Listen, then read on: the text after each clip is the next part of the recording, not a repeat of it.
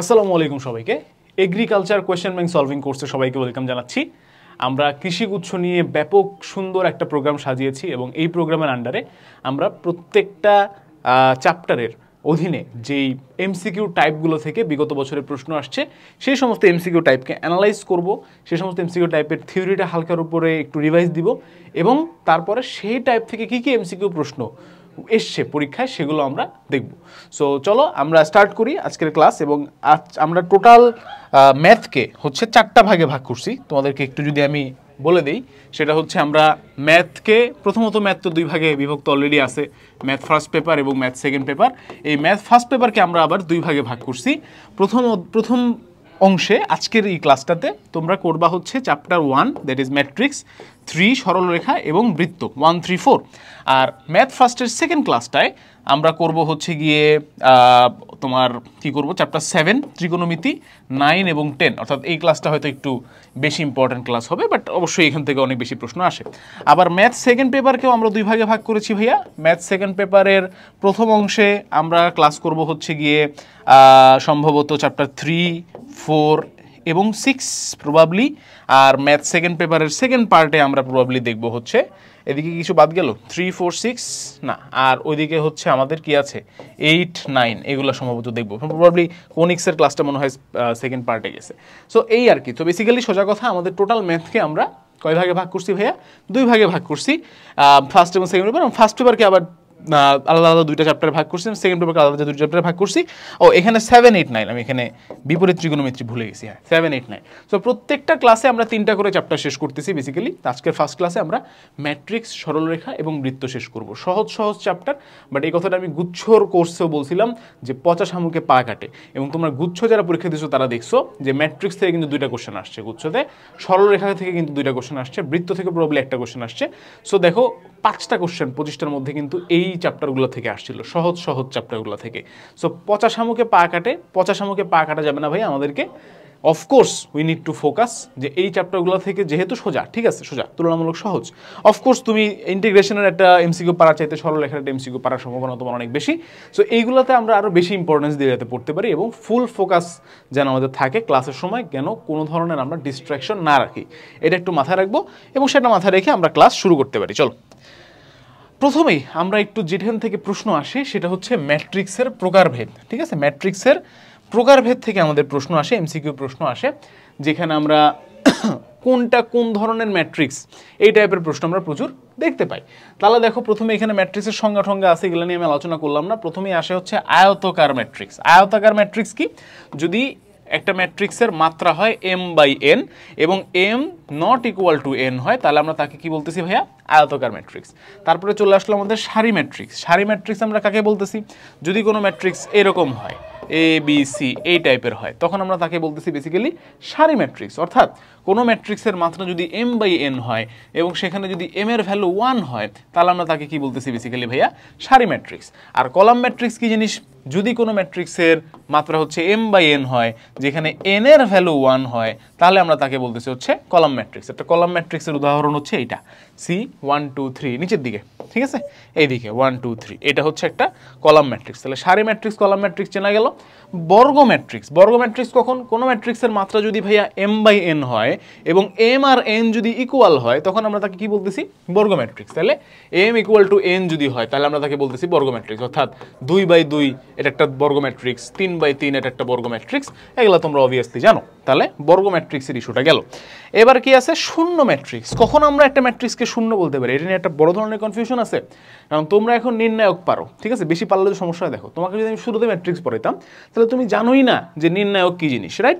তুমি তখন বুঝতা, ঠিক আছে, বাট এখন তুমি নির্ণায়ক জানো। পোলাপানের একটা ভুল ধারণা আছে যে কোনো ম্যাট্রিক্সের নির্ণায়কের মান যদি শূন্য হয় তাহলে নাকি সেটা শূন্য ম্যাট্রিক্স। এই ভুলটা করা যাবে না কিন্তু, ঠিক আছে? অর্থাৎ কোনো ম্যাট্রিক্সের নির্ণায়কের মান কি এটার উপরে ডিপেন্ড করে ম্যাট্রিক্স নির্ণয়ন হয়। এখানে মানে ম্যাট্রিক্সের প্রকারভেদ হয় নাই। কোনো ম্যাট্রিক্সের সমস্ত ভুক্তি যদি শূন্য হয়, কোনো ম্যাট্রিক্সের প্রত্যেকটি উপাদান যদি শূন্য হয় তখন আমরা তাকে কি বলবো ভাইয়া? শূন্য ম্যাট্রিক্স বলবো। ঠিক আছে, অর্থাৎ এই দেখো এটা একটা 2/3 ক্রমের শূন্য ম্যাট্রিক্স, এবং শূন্য ম্যাট্রিক্সের ক্রম নিয়ে আমরা কোনো কমেন্ট করতে পারবো না। শূন্য ম্যাট্রিক্সের ক্রম যে কোনো কিছু হইতে পারে। অনেকের আবার ধারণা আছে শুধু বর্গ ম্যাট্রিক্সই মনে হয় শূন্য ম্যাট্রিক্স হয়। No, anything can B A শূন্য ম্যাট্রিক্স। একটা সারি ম্যাট্রিক্স শূন্য ম্যাট্রিক্স হতে পারে। এখানে এবিসির ভ্যালু 0 বসায় দাও, শূন্য ম্যাট্রিক্স হয়ে যাবে। ঠিক আছে, তাহলে শূন্য ম্যাট্রিক্স কি? প্রত্যেকটা উপাদান বা প্রত্যেকটা ভুক্তি যদি শূন্য হয় তাহলে আমরা তাকে বলবো কি ভাইয়া বলো তো? শূন্য ম্যাট্রিক্স। তাহলে গেল। এরপরে আছে হচ্ছে কর্ণ ম্যাট্রিক্স। কোনো ম্যাট্রিক্সের প্রধান কর্ণ বরাবর যদি প্রধান কর্ণের উপাদানগুলি যদি অশূন্য হয় এবং ওগুলা ছাড়া বাকি সবাই যদি শূন্য হয় তাহলে আমরা তাকে বলি হচ্ছে ভাইয়া কর্ণ ম্যাট্রিক্স। তাহলে এখানে ধরো একটা ম্যাট্রিক্স আমরা এখানে কল্পনা করি, তাহলে এই আমাদের প্রধান কর্ণের একটা ভুক্তি, এই আমাদের প্রধান কর্ণের একটা ভুক্তি, এই আমাদের প্রধান কর্ণের একটা ভুক্তি। এই জায়গাগুলোতে হচ্ছে ভাইয়া কিছু না কিছু বসবে, আর বাকি সব জায়গায় কি বসবে ভাইয়া? 0 বসবে। তাহলে এইটাকে আমরা বলতে পারতেছি কি বলতো ভাইয়া? একটা কর্ণ ম্যাট্রিক্স। চেনা গেল। বিম্ব ম্যাট্রিক্স কি? কোন ম্যাট্রিক্সের, আচ্ছা এই কর্ণ ম্যাট্রিক্স থেকে আরো কিছু প্রকারভেদ ছিল না?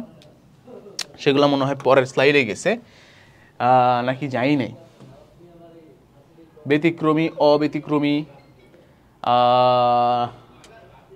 আচ্ছা এখানে আমি দেখতে পাচ্ছি না এই মুহূর্তে। আচ্ছা আসবো না, সমস্যা নাই, আসবো না, আমরা এমসিকিউ সলভ করতে গেলে পাবো। আচ্ছা বিম্ব ম্যাট্রিক্স। তাহলে বিম্ব ম্যাট্রিক্স কি? বিম্ব ম্যাট্রিক্স হচ্ছে যে কোনো ম্যাট্রিক্সকে যদি ট্রান্সপোজ করা হয়, কোনো ম্যাট্রিক্সকে ট্রান্সপোজ করা হলে যেটা পাওয়া যায় সেটাই হচ্ছে বিম্ব ম্যাট্রিক্স। অর্থাৎ রোগুলোকে কলাম বানাবো, কলামগুলোকে রো বানাবো। এ থেকে আমরা কি বানাতে পারবো? এ ট্রান্সপোজ বানাতে পারবো। তাহলে রোগুলোকে কলাম আর কলামগুলোকে রোতে রূপান্তর করলেই আমরা যেটা পাই সেটাই হচ্ছে কি? বিম্ব ম্যাট্রিক্স। ঠিক আছে, এই নামটা কিন্তু খেয়াল রেখো। ঠিক আছে, নামটা একটু ইম্পর্টেন্ট আছে। আচ্ছা ম্যাট্রিক্সের ট্রেস। ম্যাট্রিক্সের ট্রেস কাকে বলে ভাইয়া? প্রধান কর্ণের উপাদানগুলোর যোগফলকে আমরা বলতেছি হচ্ছে ম্যাট্রিক্সের ট্রেস। যেমন এইখানের প্রধান কর্ণ বরাবর আছে a plus b plus c, তাহলে এটার ট্রেস হবে a plus b plus c. This is the trace. Okay, আচ্ছা তাহলে এটাকে আমরা বলতেছি হচ্ছে ট্রেস। তাহলে ট্রেস অফ এ ম্যাট্রিক্স হচ্ছে এইটা। ওকে, তাহলে ম্যাট্রিক্সের ট্রেস আমাদের বোঝা গেল। এরপরে কি আছে? Adjoint matrix. আচ্ছা অ্যাডজয়েন্ট ম্যাট্রিক্সটা বোঝার আগে আমাদেরকে একটু কি করতে হবে? এই সহগুণক বা কোফ্যাক্টর সম্পর্কে জানতে হবে, যেটা আমরা আবার নির্ণায়কের মধ্যে গিয়ে ইন ডিটেলস পড়বো। তাহলে সহগুণকগুলো বের করার পরে সহগুণকদেরকে নিয়ে যে ম্যাট্রিক্সটা তৈরি হয় তাকে আমরা বলি অ্যাডজয়েন্ট ম্যাট্রিক্স, এবং বিপরীত ম্যাট্রিক্স তৈরি করার জন্য কিন্তু অ্যাডজয়েন্ট ম্যাট্রিক্সের সহায়তা নিতে হয়। ঠিক আছে, আচ্ছা এরপরে কি আছে? ত্রিভুজাকৃতির ম্যাট্রিক্স। ত্রিভুজাকৃতির ম্যাট্রিক্সটা কি? এটা প্রথমত একটা বর্গ ম্যাট্রিক্স হইতে হবে। এটা কিন্তু একটা মজার জিনিস। ঠিক আছে, এরকম একটা কিন্তু ট্রিকি কোশ্চেন করা যায় যে বলতো ত্রিভুজাকৃতির ম্যাট্রিক্স আসলে কোন ধরনের ম্যাট্রিক্স? উত্তর হচ্ছে বর্গ ম্যাট্রিক্স। ত্রিভুজাকৃতির ম্যাট্রিক্সকে প্রথমে কি হতে হবে? বর্গ ম্যাট্রিক্স হতে হবে। যেমন আমি একটা যদি 3/3 বর্গ ম্যাট্রিক্স এখানে কি বলে আমি যদি জাস্ট এভাবে ইনপুট করা ট্রাই করি, এবার এই যে প্রধান কর্ণ আছে এই প্রধান কর্ণের উপরে অথবা নিচে সবগুলো ভুক্তি যদি শূন্য হয়, ধরো যে এখানে সবগুলো ভুক্তি শূন্য আর এখানে কিছু না কিছু আছে, তাহলে এইটাকে আমরা বলতেছি একটা ত্রিভুজ আকৃতির ম্যাট্রিক্স। কেন? কারণ এই জায়গাতে শুধু এলিমেন্টগুলো আছে, তাহলে এই যে একটা ত্রিভুজ তৈরি হয়েছে এখানে, তাহলে এটাকে আমরা কি বলতেছি? ত্রিভুজ আকৃতির ম্যাট্রিক্স বলতেছি। তাহলে এইভাবে নিচের সাইডেও ত্রিভুজ তৈরি হতে পারে, উপরের সাইডেও ত্রিভুজ তৈরি হতে পারে। এই দেখো উপরের সাইডে ত্রিভুজ তৈরি হলে আপার ট্রায়াঙ্গুলার বা ঊর্ধ্ব ত্রিভুজ আকৃতির ম্যাট্রিক্স বলে, আর যদি নিচের সাইডে ত্রিভুজ তৈরি হয় তাহলে তাকে লোয়ার ট্রায়াঙ্গুলার বা নিম্ন ত্রিভুজ আকৃতির ম্যাট্রিক্স বলা হয়। বোঝা গেল? ঊর্ধ্ব ত্রিভুজাকার, নিম্ন ত্রিভুজাকার। ক্লিয়ার? ডান? বুঝছি? সহজ? Moving on. ব্যতিক্রমী ও অব্যতিক্রমী ম্যাট্রিক্স। তাহলে এখন তোমরা নির্ণায়ক তো বের করতে পারো, যেহেতু তোমরা এখন অ্যাডমিশন ফেজে আসো। তাহলে নির্ণায়ক বের করতে পারলে কোনো নির্ণায়কের মান যদি শূন্য হয় তাহলে আমরা তাকে কি বলি? শূন্য ম্যাট্রিক্স না, ব্যতিক্রমী ম্যাট্রিক্স। শূন্য ম্যাট্রিক্স বলা যাবে না। ঠিক আছে, কোনো নির্ণায়কের মান শূন্য হলে তাকে কি বলি? ব্যতিক্রমী ম্যাট্রিক্স। আর নির্ণায়কের মান অশূন্য হলে, মানে শূন্য ছাড়া যে কোনো কিছু হলে আমরা কি বলি? অব্যতিক্রমী ম্যাট্রিক্স। ঠিক আছে, তাহলে ব্যতিক্রমী ম্যাট্রিক্স আর অব্যতিক্রমী ম্যাট্রিক্স বোঝা গেল আশা করি, কোনো সমস্যা হওয়ার কথা না। এরপরে আসি বিপরীত ম্যাট্রিক্স। এই বিপরীত ম্যাট্রিক্স নিয়ে অনেক কথাবার্তা আছে ভাইয়া। প্রথমে একটুখানি আমি বলি যে বিপরীত ম্যাট্রিক্স কি। বিপরীত ম্যাট্রিক্স হচ্ছে এমন একটি ম্যাট্রিক্স, এ যদি একটি ম্যাট্রিক্স হয় তাহলে এর জন্য এমন একটি ম্যাট্রিক্স বি রয়েছে যার সাথে এ কে গুণ করলে এটা হবে একটা অভেদ ম্যাট্রিক্স বা আইডেন্টিটি ম্যাট্রিক্স। ঠিক আছে, এই বি কে আমরা লিখছি হচ্ছে এ ইনভার্স আকারে, কারণ এ ইন্টু এ ইনভার্স সমান সমান আই বা অভেদ ম্যাট্রিক্স। ঠিক আছে, বোঝা গেল? তাহলে বেসিক্যালি এই এ ইনভার্সকে আমরা খুঁজতেছি। এই এ ইনভার্সকে খোঁজার জন্য আমাদের দুই ধরনের প্রশ্ন আসতে পারে। একটা 2/2 বর্গ ম্যাট্রিক্সকে ইনভার্স করতে বলতে পারে, আবার একটা 3/3 বর্গ ম্যাট্রিক্সকেও ইনভার্স করতে বলতে পারে। তাহলে যদি একটা 2/2 বর্গ ম্যাট্রিক্সকে ইনভার্স করতে বলে তাহলে আমাদের জন্য একটা শর্টকাট আছে। শর্টকাটটা কোথায়? এই যে এ ইনভার্স সমান সমান a d minus b c d minus b minus c a. এটা কি আমি একটু বুঝাই দিই। যদি একটা ম্যাট্রিক্স থাকে এরকম ভাইয়া এ বি সি ডি একটা ম্যাট্রিক্স, এখন এই ম্যাট্রিক্সকে কি করতে হবে? ইনভার্স করতে হবে। তাহলে আমরা কি করব? প্রথমে লিখব 1/AD minus BC, 1/AD minus BC. খেয়াল করে দেখো, এডি মাইনাস বিসি আসলে কিছু না, এইটা মাইনাস এইটা, অর্থাৎ নির্ণায়কের ভ্যালুটা 1/ নির্ণায়কের ভ্যালু। তোমরা যারা নর্মাল নিয়মে ম্যাট্রিক্স বের করা, নির্ণায়ক বের করা শিখছো, তখন তোমরা দেখছো না যে অ্যাডজয়েন্ট ম্যাট্রিক্সের নিচে কি থাকে? নির্ণায়কের ভ্যালুটা থাকে। এই যে ম্যাট্রিক্সের অরিজিনাল ফর্মুলাটা কোথায়? এই যে this is the original formula of inverse matrix, তাই না? তাহলে ওই কাজটা আমরা এখানে করতেছি। আচ্ছা, আর ভেতরে কি করব? ভেতরেও একটা কাজ আছে। ভেতরে আমরা কি করতেছি? ভেতরে আমরা প্রথমে এই দুইটাকে প্রধান কর্ণ বরাবর যে দুজন আছে তাদেরকে আমরা এক্সচেঞ্জ করে দিচ্ছি ডি এ, আর প্রধান কর্ণ ছাড়া যে দুজন আছে তাদেরকে আমরা একটা মাইনাস সাইন দিয়ে দিচ্ছি মাইনাস বি মাইনাস সি। খেলা শেষ, বোঝা গেল? তাহলে প্রধান কর্ণ বরাবর কি করব? এক্সচেঞ্জ। আর প্রধান কর্ণ ছাড়া কি করব? নেগেটিভ দিয়ে দিব। বোঝা গেল? হয়ে গেল কাজ। তাহলে এইটা হলো কি আমাদের একটা শর্টকাট, এবং এটা কিন্তু পরীক্ষায় আসবে আমার মনে হয়। ঠিক আছে, very very important, very very important, এবং এইটা কিন্তু পরীক্ষায় আসবে ইনশাআল্লাহ। যদি না আসে কিছু করার নাই, বাট আসলে তো খুবই ভালো। আচ্ছা, ডান। এরপরে কি আছে দেখো, ম্যাট্রিক্সের যোগ বিয়োগ, এটা আমরা পারি, একদমই ইজি, তাই না? প্রথম এই ভুক্তির সাথে এই ভুক্তি যোগ হবে, এই ভুক্তির সাথে এই ভুক্তি যোগ হবে, যেই ভুক্তি সেই ভুক্তির সাথে যোগ করে অথবা বিয়োগ করে আমরা ম্যাট্রিক্সের যোগ বিয়োগ করতে পারি। ম্যাট্রিক্সের গুণও এখন এই বুড়া বয়সে তোমাদের এমনিতেই পারা উচিত। দেখো, এই দেখো ম্যাট্রিক্সের গুণের একটা বেসিক নিয়ম বলি। ধরো এইখানে একটা ম্যাট্রিক্স আছে, এই নাও, এই ধরো দুইটা ম্যাট্রিক্স আছে। তো বেসিক্যালি সবসময় কি হয়? রো এর সাথে কলাম গুণ হয়। ঠিক আছে, সবসময় কি হয়? রো এর সাথে কলাম গুণ হয়।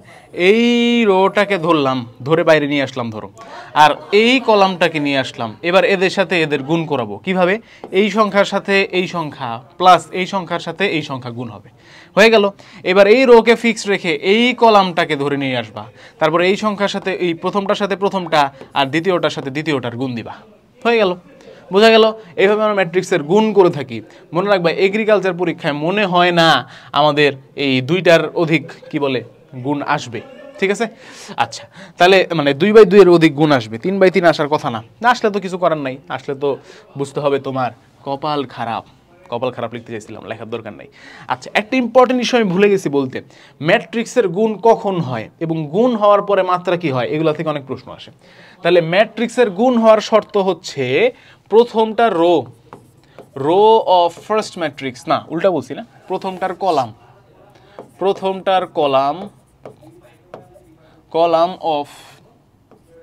Column of first matrix has to be equal to row of second matrix. প্রথম ম্যাট্রিক্সের কলাম সমান সমান দ্বিতীয় ম্যাট্রিক্সের রো হতে হবে। যদি হয় তাহলে তাদের মধ্যে গুণ হবে। ঠিক আছে, যদি না হয় তাহলে গুণ হবে না। আর গুণ হওয়ার পরে যে ম্যাট্রিক্সটা তৈরি হবে তার মাত্রা কিরকম হবে? গুণ হওয়ার পরে যে ম্যাট্রিক্সটা তৈরি হবে তার মাত্রা হবে প্রথমটার রো বাই দ্বিতীয়টার কলাম, প্রথমটার রো বাই দ্বিতীয়টার column, row of the first matrix by column of the second matrix. ঠিক আছে, আচ্ছা, এগুলো নিয়ে আমরা অঙ্ক দেখব, সমস্যা নাই।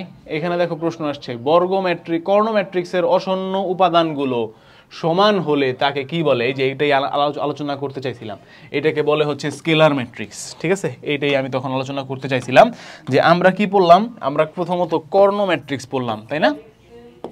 এই যে একটা কর্ণ ম্যাট্রিক্স, প্রধান কর্ণ ব্যতীত বাকি সবাই শূন্য হলে তাকে আমরা কি বলি? কর্ণ ম্যাট্রিক্স। যদি এটা কি ম্যাট্রিক্স? তাহলে কর্ণ ম্যাট্রিক্স। যদি আমাদের কি হবে? এ বি সি যদি সমান হয়, অর্থাৎ তিনটাই যদি এ হয়, ধরো এই তিনটা কি দিয়ে দিলাম কি এ, তিনটাই যদি সমান হয় তখন আমরা তাকে বলি হচ্ছে স্কেলার ম্যাট্রিক্স। তাকে আমরা কি বলি? স্কেলার ম্যাট্রিক্স বলি। ঠিক আছে? আর যদি তিনটা এ ইকুয়াল টু আবার 1 হয়, এ তো আছেই, এ ইকুয়াল টু কি হবে? 1 হইল, তখন আমরা তাকে বলি অভেদক ম্যাট্রিক্স বা ইংলিশে বলে আইডেন্টিটি ম্যাট্রিক্স। এই তিনটা থেকে প্রচুর প্রশ্ন আসে, ইম্পর্টেন্ট ইস্যু, একটু ভালো করে দেখে যাবা। ঠিক আছে? এ বি সি ব্যতীত বাকি সবাই শূন্য হলে আমরা বলি কর্ণ ম্যাট্রিক্স। এ বি সি তিনটেই একে অপরের সমান হলে আমরা বলি scalar matrix. R A B C তিনটেই একে অপরের সমান এবং তাদের মান 1 হলে আমরা বলি অভেদক ম্যাট্রিক্স। এখান থেকে একটা প্রশ্ন আসার সম্ভাবনা অনেক বেশি। বোঝা গেল এবং সেটাই কিন্তু আসছে। ঠিক আছে? সেই প্রশ্নটা এর আগে আসছে। আচ্ছা, ম্যাট্রিক্সের যোগ বিয়োগ এবং স্কেলার গুণ তো বললামই, যোগ বিয়োগ তোমরা পারো। আর ম্যাট্রিক্সের স্কেলার গুণ নিয়ে একটা কথা বলি, যে কোনো একটা ম্যাট্রিক্সের সাথে, ধরো এটা একটা ম্যাট্রিক্স 1 2 1 0, এই ম্যাট্রিক্সটা ধরো এ ম্যাট্রিক্স। এখন তুমি ধরো 5a বের করবা, তাহলে কি করবা? প্রত্যেকের সাথে আমরা জাস্ট সিম্পলি 5 গুণ করে দিব। প্রত্যেকের সাথে কি করব? 5 গুণ করে দিব, কাহিনী শেষ। ঠিক আছে? এটাকে আমরা বলতেছি হচ্ছে স্কেলার গুণ, ম্যাট্রিক্সের স্কেলার গুণ। আচ্ছা, না এইখানে তোমরা জানো কি না যে ম্যাট্রিক্স কিন্তু ক্যালকুলেটরের সাহায্যেও করা যায়। ঠিক আছে? তাহলে ক্যালকুলেটরে যেভাবে করা যায় সেটা দেয়া আছে বেসিক্যালি। এটা তোমরা ইএস সিরিজের যারা ক্যালকুলেটর ইউজার আছো, এটার একটা স্ক্রিনশট নিয়ে এইটার মতো করে ট্রাই করে দেখতে পারো। ওকে, আচ্ছা, এইবার আসো অঙ্ক করি। এ একটি 3x3 ক্রমের ম্যাট্রিক্স এবং আই একই ক্রমের ম্যাট্রিক্স হলে এ আই কিউবের মান কত? দেখো, আই হলো এই বান্দা না,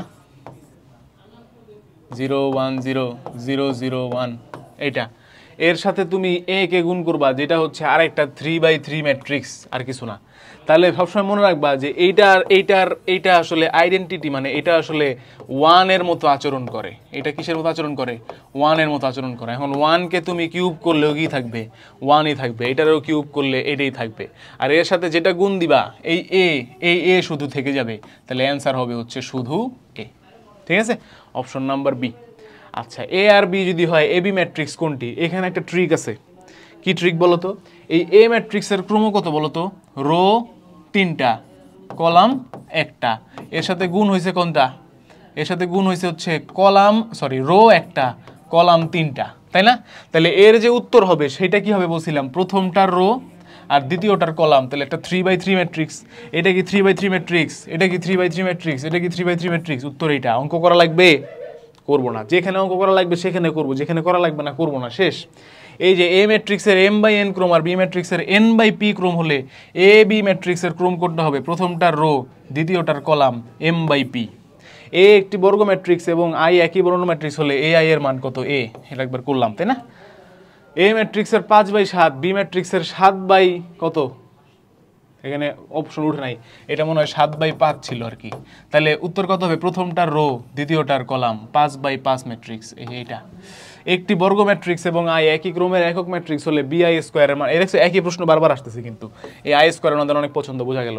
ম্যাট্রিক্স এ এর মাত্রা 3/2 এবং বি এর মাত্রা 2/4 হলে এ বি এর মাত্রা কত? প্রথমটার রো, দ্বিতীয়টার কলাম, 3/4।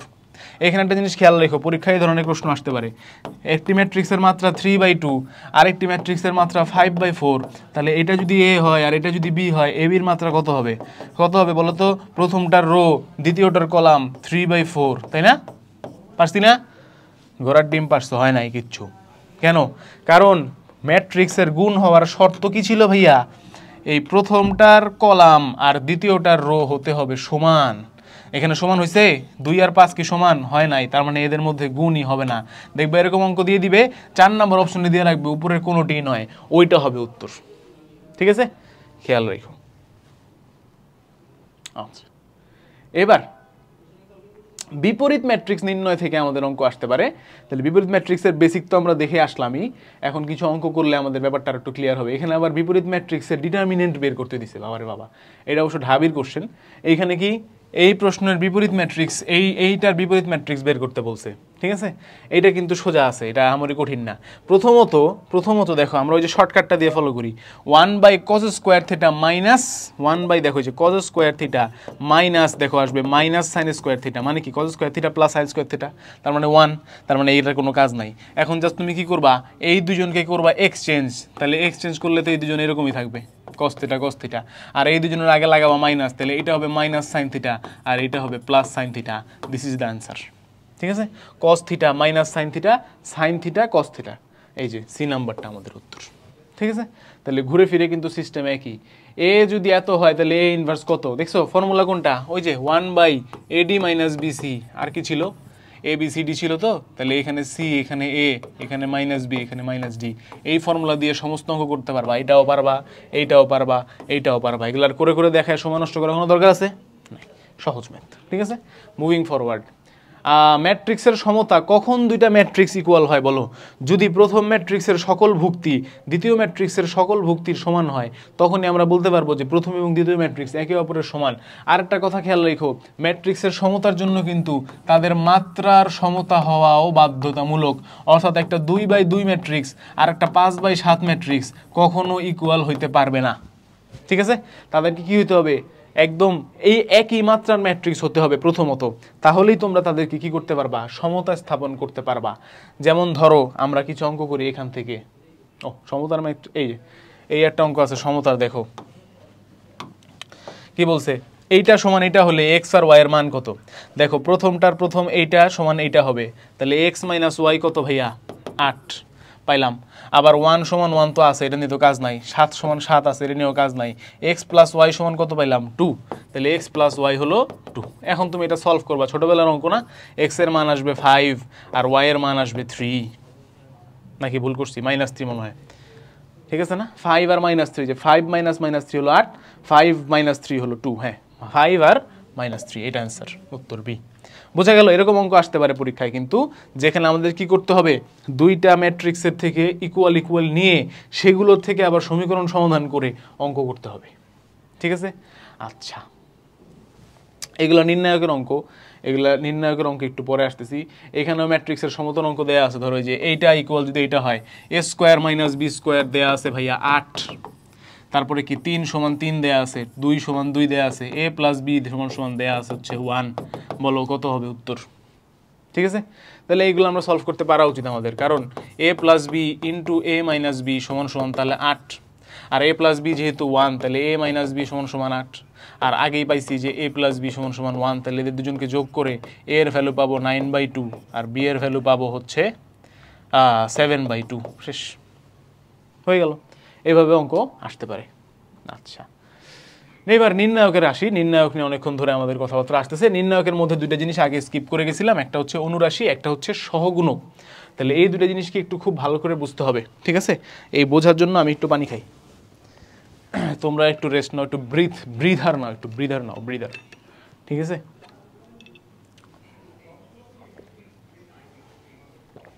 এই ব্রিদার দিতে বলছি দেখে ফেসবুকে যাবা না কেউ আবার। ক্লাসের মধ্যে ব্রেক দিলেই না তোমরা ফেসবুকে দৌড় দাও, যদিও এটা লাইভ ক্লাস না, তোমরা যে কোনো সময় পজ করে ফেসবুকে দৌড় দিতে পারো। বাট তারপরও আমি খেয়াল করছি পোলাপান যখন ক্লাস করে, যখন টানা পড়াতে থাকে টিচার, তখন পোলাপান টানা পড়ে। যখন টিচার কোনো কারণে একটু স্লো পড়ায়, একটু আসতে যায়, কারণ টিচার তো মানুষ, টানা 22 মিনিট পড়াইছে, এখন একটু তো ব্রিদার দরকার। যখন একটু স্লো যাই তখনই দেখবা যে পোলাপান চলে যায় ফেসবুকে। এই দেখি মেসেঞ্জারে কি আসছে, হ্যাঁ ফেসবুকে কি আসছে, এই অমুকে কি দিছে, টেক্সট দিছে নাকি, গ্রুপে কি কথাবার্তা হচ্ছে, কোন স্যার এক্সপোজ খাইছে। আচ্ছা, এটা নিয়ে একটা ভালো মিম বানানো যাবে, আমি নিজেই এক্সপোজ খাইলে, তাই না? আল্লাহ না করুক। আচ্ছা, নির্ণায়কের মান নির্ণয় করি আসো। নির্ণায়কের মান নির্ণয় করি আসো। সো নির্ণায়কের মান নির্ণয় করার জন্য আমাদের কি করতে হবে? অবভিয়াসলি তোমার কি করতে হয় তোমরা জানো, তাই না? যে কোনো একটা রো বা কলাম বরাবর আগাইতে হয় আমাদেরকে। আমি এখানে একটা ফাঁকা ম্যাট্রিক্স আঁকি ভাই, চিপার মধ্যে দেখানো যাচ্ছে না। A11 A12 A13 A21 A22 A23 A31 A32 A33 যদি একটি ম্যাট্রিক্স হয়, এই ভালো করে দেখো। নির্ণায়কের একটা অঙ্ক আমি করে দিব না এখানে, নির্ণায়কের যত অঙ্ক সব নিজেরা করবা, আমি শুধু বেসিক নিয়ম দেখা দিচ্ছি। তাহলে ধরো যে কোনো রো বা কলাম বরাবর তুমি যাইতে পারো। তুমি ধরো এই রোটা বরাবর আগাইতে চাইলা, ভালো কথা আগাও। তাহলে এইটাকে চুজ করলাম, এইবার এইটা বরাবর যে রো আছে আর কলাম আছে এদেরকে কেটে দাও, দিলাম কেটে। তারপরে যারা থাকলো এই যে ছোট্ট 2/2 ম্যাট্রিক্সটা আছে না এখানে, এর নির্ণায়ক বের করো কিভাবে, এইটা ইনটু এইটা মাইনাস এইটা ইনটু এইটা, পাইছো? পাইলাম। এবার কি করব, এই A11 এর সাথে এই বড় হাতের A11 মানে এইটা হলো এটা নির্ণায়ক, এই যে এইটুকের নির্ণায়কের ভ্যালু গুণ দিলাম, ঠিক আছে? এরপরে কি করব, সামনেরটায় যাব, পরেরটায় যাব, এইটা। এবার এই বরাবর রো আর কলাম কেটে দাও, এই রো কাটা আর এই কলামও কাটা, ঠিক আছে? ও এটা তো আবার মুছবে না। আচ্ছা, তাহলে হচ্ছে গিয়ে এইটা আর এইটা কাটা হইলে এখন কি আছে, এই দেখো এইটার সাথে এইটা গুণ মাইনাস এইটার সাথে এইটা গুণ হবে, তাই না? আবার লাস্টেরটা যখন এইটা চুজ করব তখন এইটা আর এইটা কাটা, তারপরে এই দুইটা গুণ হবে আর এই দুইটা গুণ হবে। কিন্তু এখানে একটা টুইস্ট আছে। টুইস্টে কি, যে কোনো একটা ম্যাট্রিক্সের তুমি এইভাবে কিছু সাইন কনভেনশন ধরে নিবা, ঠিক আছে? সাইন কনভেনশন ধরার উদ্দেশ্য কি? ধরার উদ্দেশ্য হচ্ছে এই প্রথম ভুক্তিটা নিয়ে যখন কাজ করবা তখন এর সামনে একটা প্লাস আছে, যখনই তুমি দ্বিতীয় ভুক্তি নিয়ে কাজ করবা এর সামনে একটা মাইনাস আছে, ঠিক আছে? আর যখনই তৃতীয় ভুক্তি নিয়ে কাজ করবা তখন আবার অটোমেটিক্যালি কি হয়ে যাবে, প্লাস হয়ে যাবে, ঠিক আছে? আচ্ছা, কিন্তু এই মাইনাসগুলো আসলো কোত্থেকে ভাইয়া? মাইনাসগুলো আসলো সহগুণক বা কোফ্যাক্টর থেকে, ঠিক আছে? আর অনুরাশি তাহলে আগে বুঝতে হবে অনুরাশি কি। আবার একটু এখানে আবার এই সেই আগের ম্যাট্রিক্সটাই আমি একটু এখানে ড্র করি। ধরো যদি কোনো ম্যাট্রিক্স এরকম থাকে A11 A12, আচ্ছা ছোটো করে করি A21 A22। এবার এই ব্যক্তির অনুরাশি যদি তোমাকে বের করতে বলে, এর মানে হচ্ছে এই বরাবর রো আর কলাম বাদ দিলে যেই ভুক্তিটা থাকে সেটাই আমাদের অনুরাশি, ঠিক আছে? আর যদি কোফ্যাক্টর বা সহগুণক বের করতে বলে তখন আমরা কি করব, এই বরাবর রো আর কলাম বাদ দিলে যেটা থাকে সেটাই হবে আমাদের কোফ্যাক্টর, কিন্তু তার আগে একটা প্লাস অথবা তার আগে একটা মাইনাস বসতে পারে। প্লাস বসবে না মাইনাস বসবে কোত্থেকে বুঝবো? সাইন কনভেনশন থেকে বুঝবো। 2/2 ম্যাট্রিক্সের সাইন কনভেনশন হবে এরকম প্লাস মাইনাস মাইনাস প্লাস, অর্থাৎ পাশাপাশি অথবা উপরে নিচ কখনো একই সাইন থাকতে পারবে না, এটাকে আমরা বলতেছি সাইন কনভেনশন। বোঝা গেল? তাহলে সাইন কনভেনশন অনুযায়ী এখানে যেহেতু প্লাস আছে তার মানে এইটার আমাদের সহগুণক হবে প্লাস A22 আর আমাদের অনুরাশি হবে শুধু A22। বুঝা গেছে? যেহেতু প্লাস দেওয়া লাগে না তাই এখানে সহগুণক অনুরাশি সেম, বাট অ্যাকচুয়ালি কিন্তু আলাদা। বোঝা গেল? তাহলে যদি আমাদেরকে সহগুণক বের করতে বলে একটা 3/3 ম্যাট্রিক্সেরও, তখন আমাদের কি করতে হবে, ওই অনুযায়ী একটা মাইনাস দিতে হবে না? যেহেতু মাইনাস দিতে হবে, দ্যাটস ওয়াই এখানে যখন নির্ণায়ক বের করি আমরা সেখানেও একটা মাইনাস চলে আসে, ঠিক আছে? এই হলো অনুরাশি আর সহগুণকের কনসেপ্ট। আমার মনে হয় তোমরা অনেকেই এটা ভালো করে পারো, কারণ ম্যাট্রিক্স অনেক সিরিয়াসলি পড়া হয়। আচ্ছা, নির্ণায়কের কিছু মৌলিক গুণাবলী আছে, এগুলো তোমরা পারো, কারণ তোমরা নির্ণায়কের প্রমাণ করছো অনেক। এখন আর প্রমাণ নিয়ে আমাদের আর টেনশন নাই, প্রমাণ থেকে আমরা মুক্ত হয়ে গেছি। তারপরও একটু মৌলিক গুণাবলীগুলো একটু খেয়াল করে রাখো, যে যদি কি হয়, যদি একটা ম্যাট্রিক্সকে ট্রান্সপোজ করা হয় মানে বিম্ব ম্যাট্রিক্স করা হয়, তাহলে আমাদের কি হবে, ম্যাট্রিক্সের নির্ণায়কের মান কিন্তু অপরিবর্তিত থাকে, ঠিক আছে?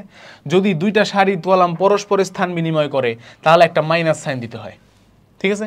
যদি দুইটা সারি পরস্পর স্থান বিনিময় করে তাহলে কি করতে হবে, মাইনাস সাইন দিতে হবে।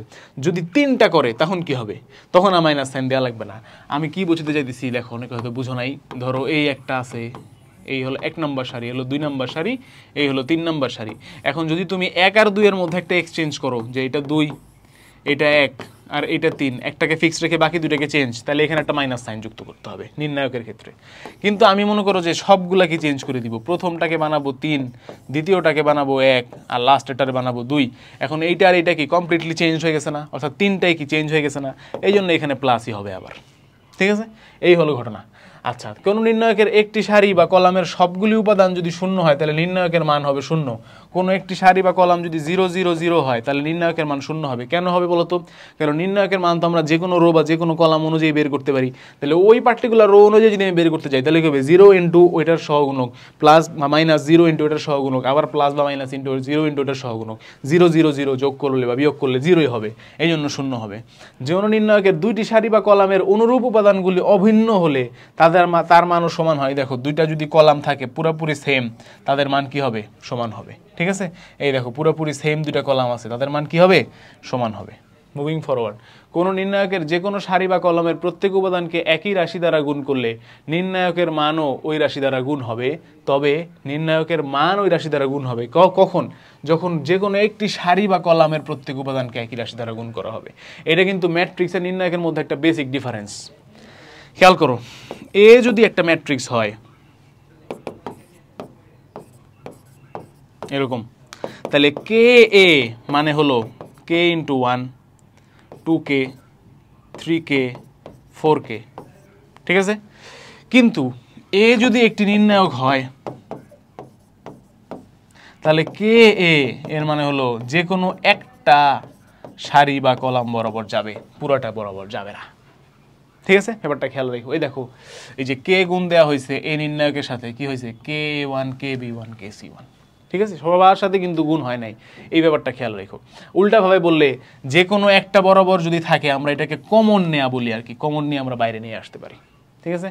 কোনো নির্ণায়কের সারি বা কলামের প্রতি দুইটি উপাদানের সমষ্টি হিসেবে প্রকাশিত করা যায় দরকার হইলে। এই যে তোমার যদি তুমি চাও তাহলে হচ্ছে a1 + 1কে আলাদা আলাদা করে দুইটা ম্যাট্রিক্স বা দুইটা নির্ণায়ক আকারে তুমি প্রকাশ করতে পারো। গেল? আচ্ছা, তাহলে দেখো নির্ণায়কের মান বের করতে বলছে, এটা কি কোনো ইস্যু? এখন কোনো ইস্যুই হবে না আমাদের, একদমই সহজ, তাই না? আমরা এখন ইজিলি এগুলা বের করতে পারবো। আচ্ছা, তারপরে মনে করো যে তোমার, আচ্ছা এখানে একটা জিনিস মিসিং গেল না, এখানে কি এটা কি বলে নাই ওরা, যদি কোনো নির্ণায়কের মান, এখানে আমরা কি দেখলাম, যদি অনুরূপভাবে সমান হয় তাহলে কি হবে? শূন্য হবে। আবার যদি এমন হয়, এখানে ধরো আছে a1, a2, a3, এখানে আছে b1, b2, b3, এইখানে আছে kb1, kb2, kb3, তাহলেও কিন্তু এর মান শূন্য হবে। কেন শূন্য হবে বলো তো? কারণ বেসিক্যালি তুমি এই কেটাকে তো কমন নিয়ে বাইরে নিয়ে যেতে পারতেছো, এখানে কে আকারে লিখতে পারতেছো, তাহলে এইটা কাটা, তাহলে কি এই দুইটা কি আবার ইকুয়াল হয়ে গেল না এখন? তার মানে কি অ্যান্সার শূন্য হবে না এই ফর্মুলা অনুযায়ী? এই জিনিসটাই কিন্তু এই ম্যাথের ক্ষেত্রে বের করবা, মানে ইউজ করবা। এই দেখো, এখানে নির্ণায়কটা বের করা লাগবে না, তুমি দেখো এখানে আছে 1 2 3, এখানে আছে 4 8 12, 4 দিয়ে গুণ দিছে না? তার মানে কি এই চারটাকে আসলে কমন নিয়ে বাইরে নিয়ে যাওয়া যায়, তাহলে এখানে 1 2 3, এখানে 1 2 3, উত্তর কি হবে? 0। একটু টেকনিক খাটাইতে হবে, ঠিক আছে? আচ্ছা, এখানেও দেখো কি আছে, এইটার মান কত নির্ণয় করতে বলছে, এবং এই ক্ষেত্রেও এটার মানও শূন্য হবে। কিভাবে বুঝলাম বলো তো? কারণ প্রত্যেক কেসেই হচ্ছে তোমার এদের মধ্যেও বিসিসিএ এবি আছে, আবার এদের মধ্যেও বিসিসিএ এবি আছে, তাহলে সেই জন্য আমরা কি বলতে পারি যে এর মান কত হবে? শূন্য হবে। এখানে বের করেও দেখায় দেয়া আছে। আচ্ছা, তারপরে এগুলো খুবই বিখ্যাত ম্যাথ, তাই না? এটার ভ্যালু, এটার অ্যান্সার যে 4xyz হবে, এটা তোমরা তো জানো মুখস্থ। তবে এইটা যদি একান্ত এরকম কোনো ম্যাথ আসে যেটার ভ্যালু মুখস্থ না আসতেই পারে, তখন আমাদের কি করতে হবে? ক্যালকুলেটর ব্যবহার করতে হবে, ঠিক আছে? ক্যালকুলেটরে তুমি যে কোনো একটা পার্টিকুলার ভ্যালু বসাই দিয়ে দেখবা যে অ্যান্সার কত আসে। দেখো এখানে অ্যান্সার 4 আসছে, তাহলে এখন এইখানে অন্য কোনোটার ভ্যালু কিন্তু 4 আসতো না, কারণ সবগুলো 1 ধরছে, তাহলে এটার ভ্যালু আসতো 3, এটার ভ্যালু আসতো 2, এটার ভ্যালু আসতো 1, এটার ভ্যালু আসতো 4, তাহলে 4 আসবে অ্যান্সার। বুঝা গেছে? এটা একটা ভালো টেকনিক। আচ্ছা, এরপরে হচ্ছে এই নির্ণায়কের মান শূন্য হলে আলফার মান কত? এগুলো তো একদমই বাচ্চাদের ম্যাথ, কারণ নির্ণায়কের মান শূন্য হবে মানে কি, এইটার এটা গুণ করবো মাইনাস এটা গুণ করবো সমান সমান 0 ধরবো, এই যে দেন এরকম একটা সুন্দর একটা ইকুয়েশন আসবে, সেখান থেকে আলফার মান বের করে ফেললেই অঙ্ক শেষ। এই নির্ণায়কের মান কত? এখানে নির্ণায়কের মান বের করতে বলছে, এইটার এটা সেম ম্যাথ, এইটার এটা সেম ম্যাথ, তাই না? 4xyz answer. ওকে, এখানে আবার করেও দেখানো হয়েছে। ডান। তাহলে আমাদের ম্যাট্রিক্স থেকে কিন্তু আমরা কিছু ইম্পর্টেন্ট টপিক যদি পিক করতে চাই, তাহলে একটা ইম্পর্টেন্ট টপিক হচ্ছে আমাদের ম্যাট্রিক্সের গুণের মাত্রা। এখান থেকে অনেক প্রশ্ন আসছে। আরেকটা ইম্পর্টেন্ট টপিক হচ্ছে অভেদ ম্যাট্রিক্সকে যে গুণ করলে ম্যাট্রিক্স অভিন্ন থাকে, ওই যে B into I, A into I cube, I A থাকতেছে, এটা একটা ইম্পর্টেন্ট টপিক। এছাড়া আর কি তোমার এই যে সহগুণ কোফ্যাক্টর বা বিপরীত ম্যাট্রিক্সের ছোটো ছোটো অনেকগুলো অঙ্ক আসছে দেখলাম, আর লাস্টে হচ্ছে তোমার এই নির্ণায়ক থেকে অনেকগুলো প্রশ্ন আসছে। এগুলো হচ্ছে ম্যাট্রিক্সের ইম্পর্টেন্ট টপিক। এবার আমরা শুরু করব আমাদের সবার প্রিয় সরল রেখা, সরল সোজা চ্যাপ্টার। এই সরল সোজা অধ্যায়টি আমাদেরকে শেষ করতে হবে, ঠিক আছে? তাহলে চলো আমরা আবারও মনোযোগ দিই, একটু পানি খাই, পানি পান করি।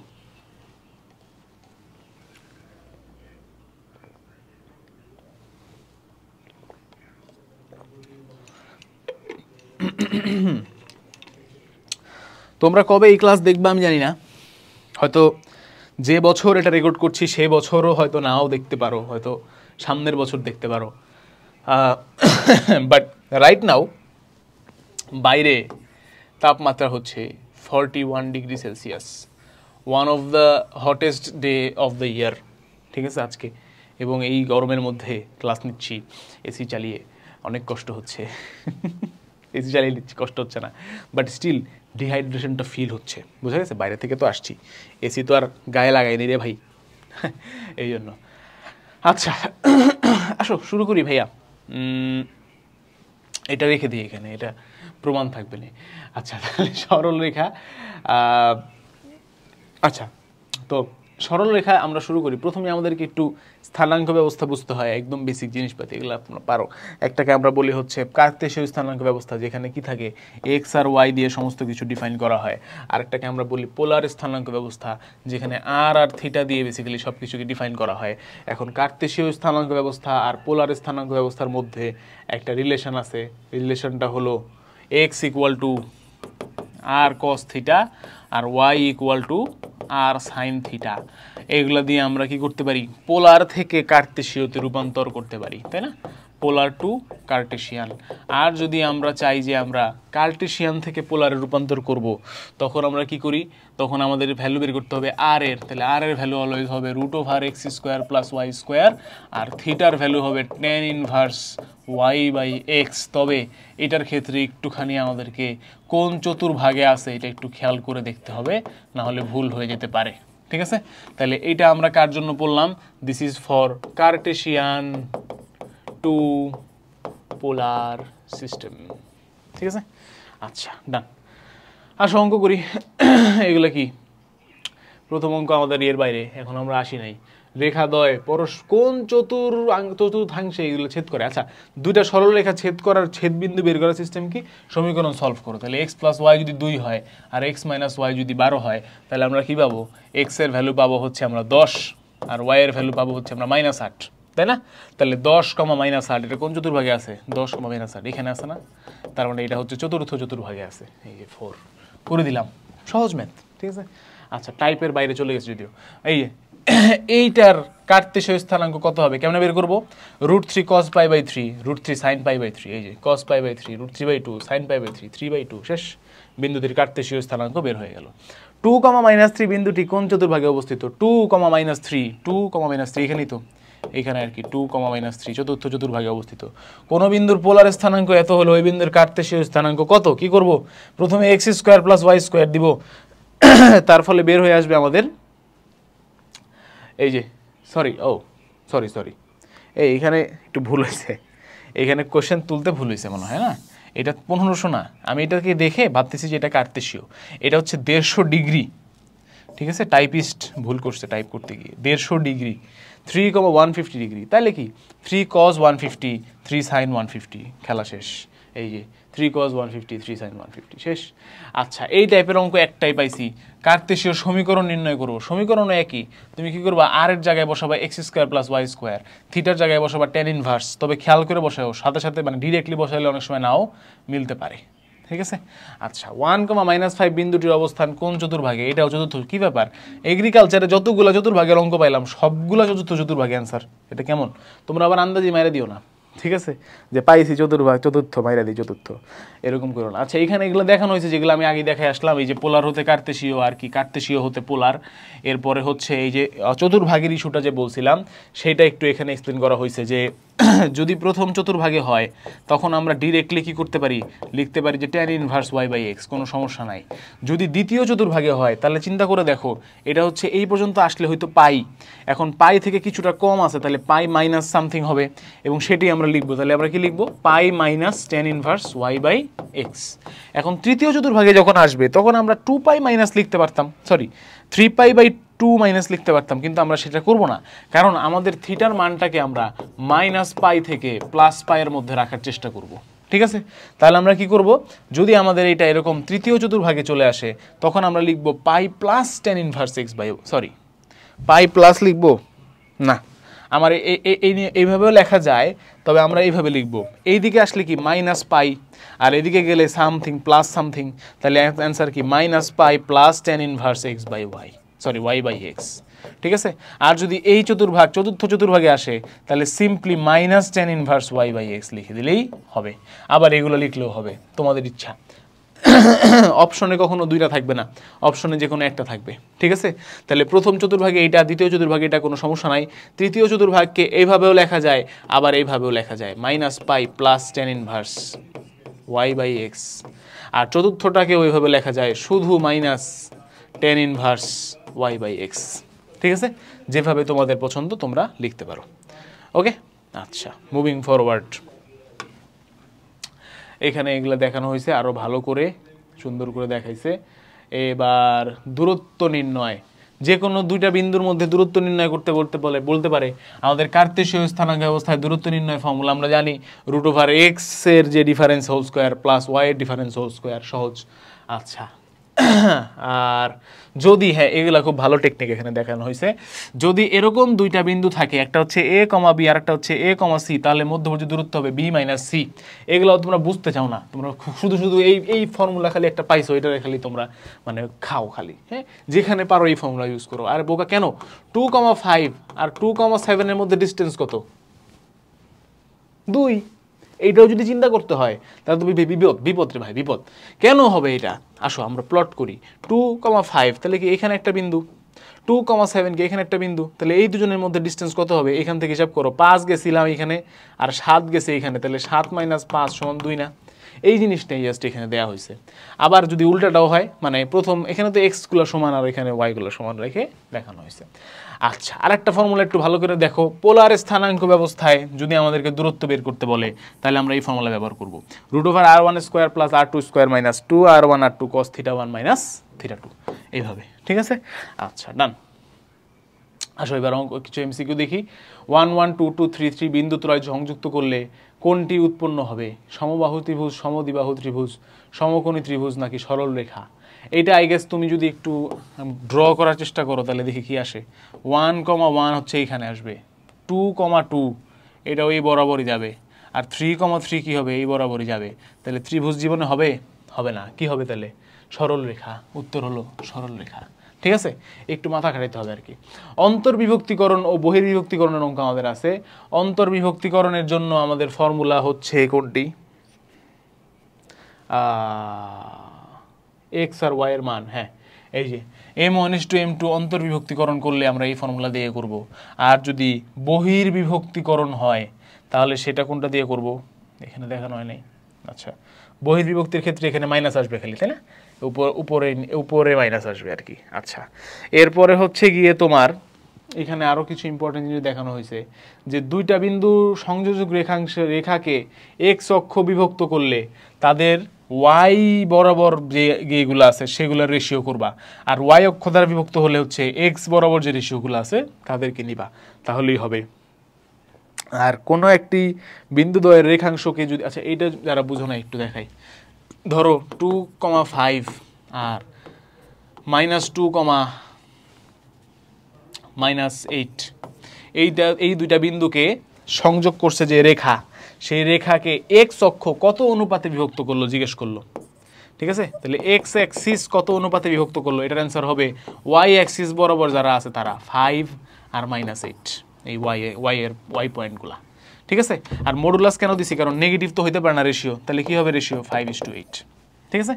আর ওয়াই অ্যাক্সিস এদেরকে কি অনুপাতে বিভক্ত করলো এটা যদি জিজ্ঞেস করে তাহলে উত্তর কি হবে? এই এক্স বরাবর যারা আছে তারা, মানে 2/-2, তার মানে 2:2, তার মানে 1:1, ঠিক আছে? বুঝলাম? এই হলো ঘটনা, এইটা কি এখানে বলা হয়েছে। আচ্ছা, ক্যাটাগরি সি হলো যে এক্স অক্ষ ওয়াই অক্ষ বাদে অন্য যে কোনো সরল রেখাও তো অন্য দুইটা সরল রেখার সংযোগ রেখাংশকে বিভক্ত করতে পারে। তখন কি করব? তখন সিম্পলি সরল রেখা দুইটার উপরে ওই বিন্দুগুলো বসা দিবা, যে প্রথমে প্রথম বিন্দুটা বসাবা, তারপরে দ্বিতীয় বিন্দুটা বসাবা, বসায় যে ভ্যালু দুইটা পাবা সেই দুইটা ভ্যালুর রেশিওই হবে আমাদের অনুপাতে বিভক্তের রেশিও। এই যে x + y = 2 সরল রেখাটি অক্ষদ্বয়কে যে বিন্দুতে সমদ্বিখণ্ডিত করে তার স্থানাঙ্ক কোনটি? অর্থাৎ আমাদের কাছে একটি সরল রেখা দেয়া আছে যেটা কি করে অক্ষদ্বয়কে দুইটা অক্ষকেই টাচ করছে, তাই না? কোথায় কোথায় টাচ করছে দেখো। এই x এর ভ্যালু যখন 0, y এর ভ্যালু কত? 2, আবার y এর ভ্যালু যখন 0, x এর ভ্যালু কত? 2। তার মানে x অক্ষে এই 2,0 পয়েন্ট আর ওয়াই অক্ষে 0,2 পয়েন্ট, দুইটা হচ্ছে আমাদের কি দুইটা পার্টিকুলার পয়েন্ট। তাহলে বলছে যে বিন্দুতে এটা আবার অক্ষদ্বয়কে যে বিন্দুতে সমদ্বিখণ্ডিত করে, অর্থাৎ এই গেল আমাদের তাহলে সমদ্বিখণ্ডিত করতেছে কোন বিন্দুতে? এই দুইটার মধ্যবিন্দুতে না? তাহলে এই দুজনের মধ্যবিন্দু বের করতে পারবা না তুমি? 0+2 ডিভাইডেড বাই 2 কত আসবে? 1। আবার 2+0 ডিভাইডেড বাই 2 এটাও কত আসবে? 1। তাহলে এই 1,1 বিন্দুটাই হচ্ছে আমাদের সমদ্বিখণ্ডিত বিন্দু, এইটা। ঠিক আছে? আচ্ছা, তিনটি ত্রিভুজের দেয়া আছে, ত্রিভুজের ভরকেন্দ্র কোনটি? ভরকেন্দ্র ফর্মুলা একটু পরে দেখাচ্ছি। এখানে টাইপগুলো একটু এলোমেলো হয়েছে আর কি, দ্যাটস ওয়াই আমাদের এখানে একটু সমস্যা হচ্ছে। ঠিক আছে, ভরকেন্দ্র ফর্মুলা সামনে আছে প্রবাবলি, এই যে না, এটা ক্ষেত্রফল। আচ্ছা, ত্রিভুজের তিনটি শীর্ষবিন্দুর স্থানাঙ্ক দেওয়া থাকলে তার ক্ষেত্রফল কিভাবে বের করে? এইভাবে নির্ণায়ক পদ্ধতিতে বের করা যায়। আর যদি কারো মেমোরি বেশি ভালো হয়ে থাকে তাহলে তারা ডিরেক্টলি এই ফর্মুলা মুখস্থ করে ফেলতে পারো। ঠিক আছে, ক্ষেত্রফল নির্ণয়। আচ্ছা, তাহলে এই যে সরল রেখাটি অক্ষদ্বয়ের সাথে যে ত্রিভুজ, এটা একটা ভালো ফর্মুলা, মনে রাখবে এটা সবসময়। ax + by - c অথবা ax + by + c যদি হয়, সেটা সবসময় অক্ষদ্বয়ের সাথে যে ত্রিভুজ উৎপন্ন করে তার ভ্যালু হয় c²/2ab। ঠিক আছে, এটা একদম মুখস্থ রাখবা। x = 0, y = 0 এবং x + y - 2 0 রেখা তিনটি দ্বারা উৎপন্ন ত্রিভুজের ক্ষেত্রফল কোনটি? এটা দেখো তো কোনটা? এই x = 0 মানে কি? এই y = 0 মানে x অ্যাক্সিস, আর x = 0 মানে y অ্যাক্সিস, আর মাঝের রেখাটা হচ্ছে যে এইটা, যেটা মাত্র একটু আগে আঁকলাম, তাই না? 2, এটা হচ্ছে 0,2 আর এটা হলো 2,0। এইটার ক্ষেত্রফল বের করতে বলছে। তাহলে হাফ ইন্টু ভূমি কত? 2, উচ্চতাও কত? 2, তাহলে উত্তর কত? 2 বর্গ একক হবে আমাদের উত্তর। ঠিক আছে, এগুলা গ্রাফ এঁকে এঁকে সলভ করতে পারলে খুবই সহজা। এখানে দেখো আরও কিছু, এই যে এই একই অঙ্ক আবার আসছে, যে ত্রিভুজ উৎপন্ন করে উত্তর কত হবে? 2 মাত্র করলাম। এই বিন্দু দ্বারা গঠিত ত্রিভুজের ক্ষেত্রফল কত? যখন তিনটা বিন্দু দিয়ে দিবে তখন আমরা কোন ফর্মুলা ব্যবহার করব? এই ফর্মুলা ব্যবহার করব। ঠিক আছে, নির্ণায়ক দিয়ে করতে পারো, এভাবে করতে পারো। এটা পারলাম। এই যে y = x, y = 0 এবং x = 4, দেখো y = 0 মানে হলো x অ্যাক্সিস, এই যে এইটা কনসিডার করতেছি আমরা। কি করলাম?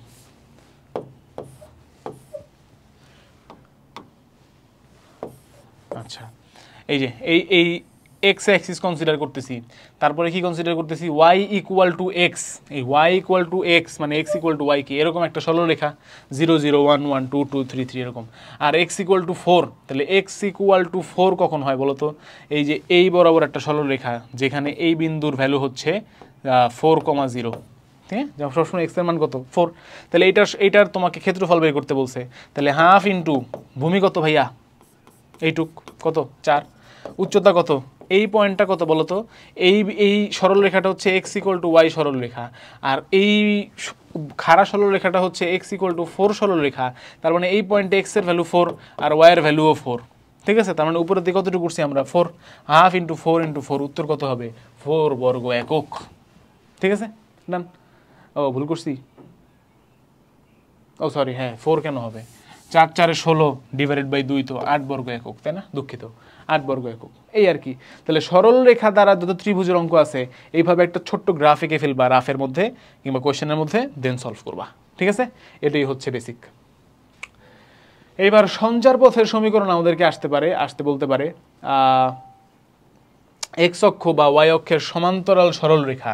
আমরা জানি যে এক্স অক্ষের সমান্তরাল সরলরেখা হলো y = b, আর y অক্ষের সমান্তরাল সরলরেখা হলো x = a। যেমন একটু আগে দেখলাম x = 4 কোন জায়গা দিয়ে গেছে? এখান দিয়ে গেছে, যে এটা x = 4। তাহলে এটা কি বেসিক্যালি y অক্ষের সমান্তরাল না?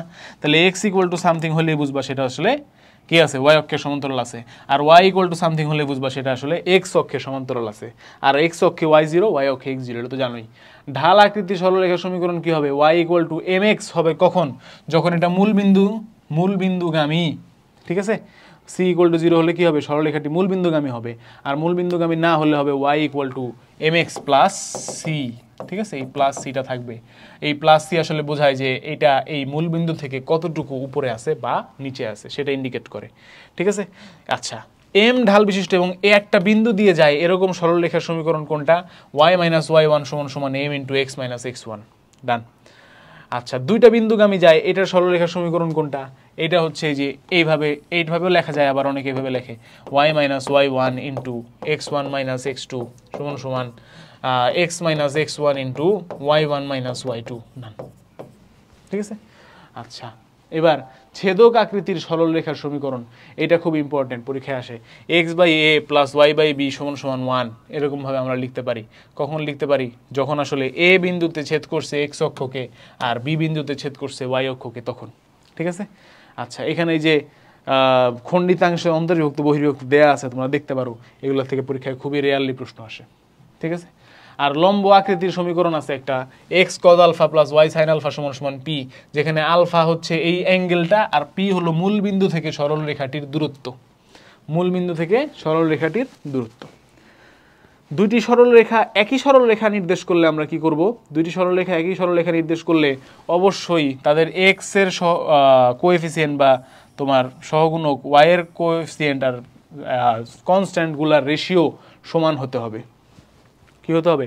সমান হতে হবে। যেমন এই যে এইখানে দেখো, এই দুটা যদি একই সরলরেখা নির্দেশ করে তাহলে 3/6 সমান সমান 2/4 সমান সমান 4/c হতে হবে। তাহলে আমরা এখান থেকে c এর মান পাবো, কারণ 3/6 মানে হলো হাফ, তাহলে হাফ সমান সমান 4/c, তাহলে c সমান সমান হলো 8। বুঝলাম? আচ্ছা, এই কোন রেখাটি এক্স অক্ষকে মূল বিন্দু থেকে 3 একক দূরত্বে ছেদ করে? দেখো তোমার বলছে যে এক্স অক্ষকে মূল বিন্দু থেকে 3 একক দূরত্বে ছেদ। আচ্ছা, তাহলে তোমাকে বের করতে হবে প্রত্যেকটা বিন্দুকে, প্রত্যেকটা সরল রেখা এক্স অক্ষকে কোথায় ছেদ করতেছে সেটা বের করতে হবে। এই দেখো এইটা কোথায় ছেদ করতেছে বলো তো? ওয়াই এর মান 0, তাহলে এক্স এর মান কত? 3, তাহলে এটাই আসলে 3,0। আচ্ছা, অন্যগুলো একটু দেখি। এখানে ওয়াই এর মান 0 বসালে কি আসতো? এক্স এর ভ্যালু 2x = 4, তাহলে x এর ভ্যালু আসতো 2, তাহলে এটা 2,0।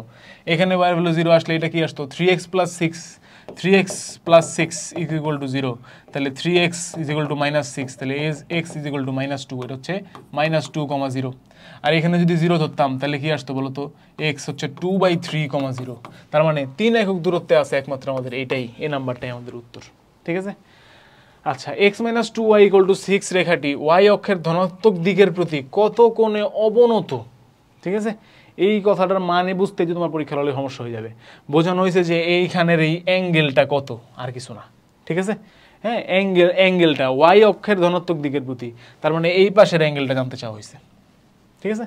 আচ্ছা, তাহলে কি করব আমরা এই সমস্ত ক্ষেত্রে? তুমি হচ্ছে গিয়ে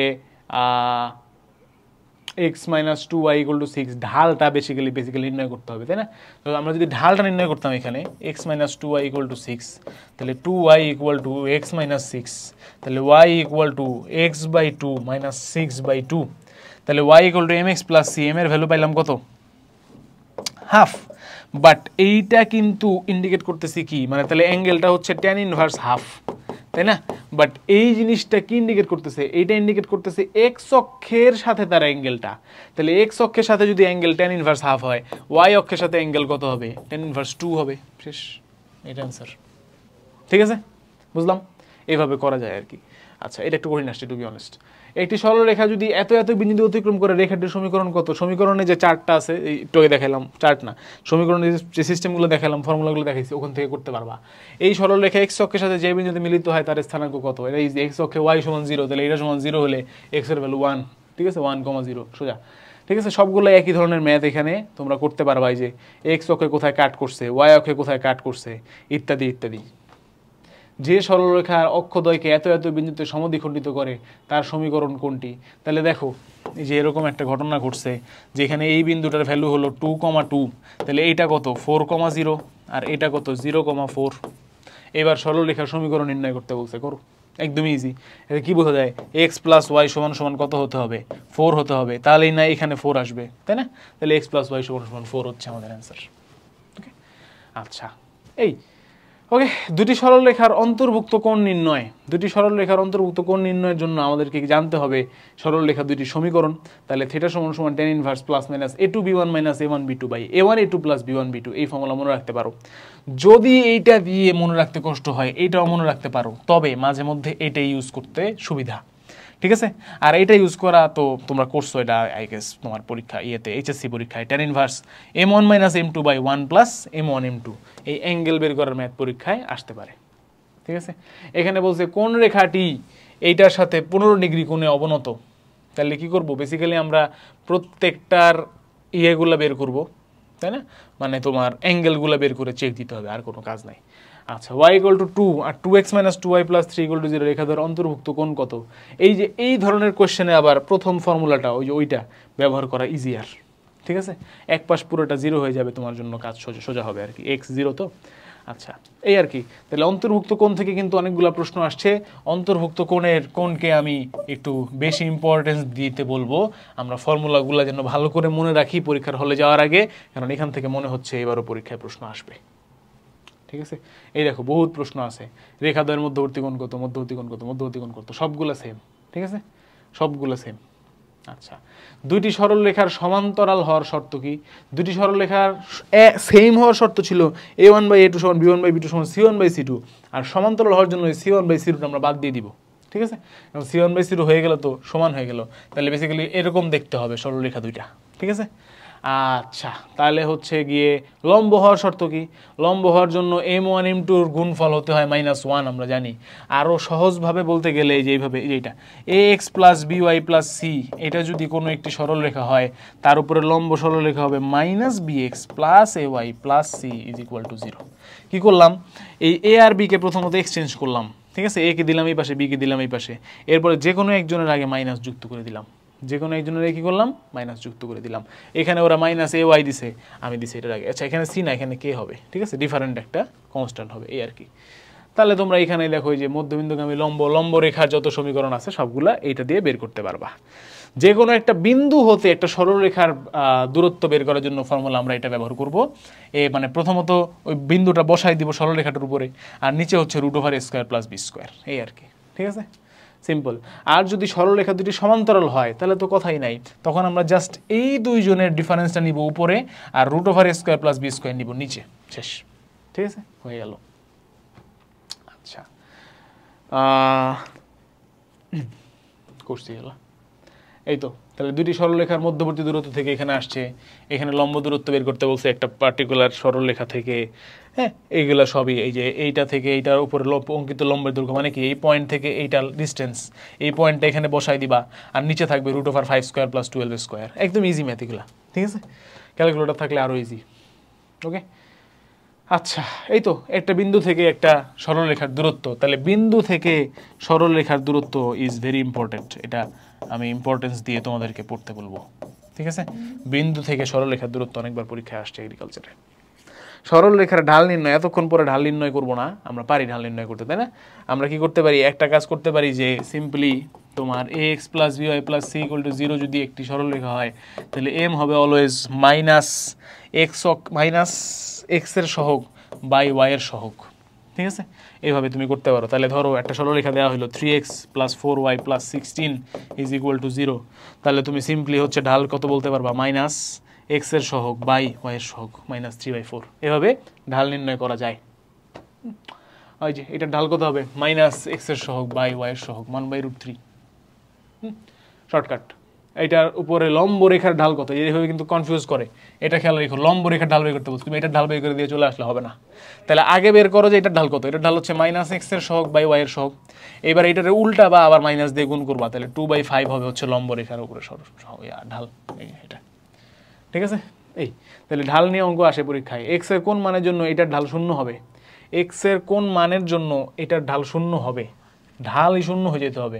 তাহলে এক্স এর ভ্যালু যদি 0 হয়, এক্স এর ভ্যালু যদি 0 হয়, তাহলে এটার ঢাল 0 হয়ে যাবে না? 0 + ∞। অদ্ভুত ম্যাথ যদিও, বাট এটাই অ্যান্সার, কিছু করার নেই। আচ্ছা, এই বিন্দুগামী উপর লম্ব রেখার ঢালের মান কোন? সোজা সমীকরণ বের করবা। ঢাল প্রথমে মানে এটা প্রথমে এইটার ঢালটা বের করবা। ঠিক আছে, এটা ঢাল কত আসবে? y - y - 1, y - y 2, x - x 2, তাহলে -½ এটার উপরে লম্ব হইলে হবে 2, ডি অ্যান্সার। ঠিক আছে, সোজা ম্যাথ এগুলা টান দিয়ে করে ফেলতে পারবা। প্রতিবিম্ব নির্ণয়। তাহলে যে কোনো একটি সরল রেখার জন্য আমরা যদি প্রতিবিম্ব নির্ণয় করতে চাই, তাহলে মনে রাখবা যে প্রথমত আসতে পারে বিন্দুর সাপেক্ষে বিন্দুর প্রতিবিম্ব। তাহলে এই বিন্দুর সাপেক্ষে যদি এইটার প্রতিবিম্ব নির্ণয় করতে হয়, তাহলে আমরা ওই যে জাস্ট মধ্য বিভক্তির যে ফর্মুলা ছিল, মধ্যবিন্দু, সেটার ফর্মুলা দিয়ে করে ফেলতে পারবো। ঠিক আছে, এই যে আছে এরকম অঙ্ক এখানে করে দেখানো হয়েছে। যদি রেখার সাপেক্ষে করতে বলে এবং রেখাটা যদি আবার অক্ষ হয়, তাহলে সোজা আছে। এক্স অক্ষের সাপেক্ষে হলে জাস্ট ওয়াই এর আগে একটা মাইনাস বসাই দিবা, ওয়াই অক্ষের সাপেক্ষে হলে জাস্ট এক্স এর আগে একটা মাইনাস বসাই দিবা। আর যদি অক্ষ ব্যতীত রেখার সাপেক্ষে হয়, তখন সমীকরণের মধ্যে এক্স অক্ষের প্রতিবিম্ব হইলে সমীকরণের মধ্যে মাইনাস দিয়ে দিবা, আর ওয়াই অক্ষের সাপেক্ষে হলে সমীকরণের মধ্যে এক্স এর আগে একটা মাইনাস দিয়ে দিবা। ঠিক আছে, এই টেকনিকগুলো খেয়াল রাখলে খুব একটা সমস্যা হবে না। আর তিনটি সরল রেখা সমবিন্দু হওয়ার শর্ত কি? তিনটি সরল রেখা সমবিন্দু হওয়ার শর্ত হচ্ছে এই যে সমবিন্দু হবে যদি এই ম্যাট্রিক্সটার ভ্যালু 0 হয়। ঠিক আছে, এই ম্যাট্রিক্সটার ভ্যালু যদি হচ্ছে মানে নির্ণায়কটার ভ্যালু যদি 0 হয় তখন আমরা বলতে পারবো যে তিনটা বিন্দু আসলে সমবিন্দু অবস্থায় রয়েছে, A1 A2 A3 B1 B2 B3 C1 C2 C3। আবার ম্যাট্রিক্স নির্ণায়কটার ভ্যালু 0 কিনা এটা বোঝার জন্য আবার ম্যাট্রিক্স চ্যাপ্টারের নির্ণায়কের মধ্যে যে 0 হওয়ার জন্য যে টেকনিকগুলো দেখেছিলাম সেটা দেখলে আরও সোজা হবে। তবে এখানে বলা হয়েছে, দেখো একটা প্রশ্ন যে বলা হয়েছে যে এই এর ভ্যালুটা দেয় নাই, তাহলে এর ভ্যালু কত হলে অ্যাকচুয়ালি ম্যাট্রিক্সটার ভ্যালু নির্ণায়কটার ভ্যালু 0 হবে সেটা বের করতে হবে। এই ধরনের প্রশ্ন আমাদের পরীক্ষায় এসেছে। তো সরল রেখা বেসিক্যালি এই পর্যন্তই। সরল রেখা আমরা দেখলাম যে সবচেয়ে বেশি প্রশ্ন আসছে হচ্ছে ঢাল সংক্রান্ত সহজ প্রশ্ন আসছে, এরপরে সবচেয়ে বেশি প্রশ্ন আসছে হচ্ছে অক্ষতে কোথায় ছেদ করতেছে কি করতেছে, এগুলো থেকে অনেক বেশি প্রশ্ন আসছে। আর কি বলতো, দুইটা একটাও হয় আরেকটা ইম্পর্টেন্ট জিনিস বলছি, একটা বিন্দু হতে একটি সরল রেখার দূরত্ব কত, এই টাইপের প্রশ্ন প্রচুর পরীক্ষায় এসেছে। তাহলে এবার আমরা স্টার্ট করতেছি যে চ্যাপ্টারটা ভাইয়া, সেটা হচ্ছে আমাদের বৃত্ত চ্যাপ্টার। ওকে, 1 ঘন্টা ক্লাস হয়েছে সুন্দর মতো, বাকিটা আমরা আশা করি খুব তাড়াতাড়ি শেষ করতে পারবো, কারণ বৃত্ত থেকে খুব বেশি প্রশ্ন আসলে টু বি অনেস্ট এগ্রিকালচারে আসে না।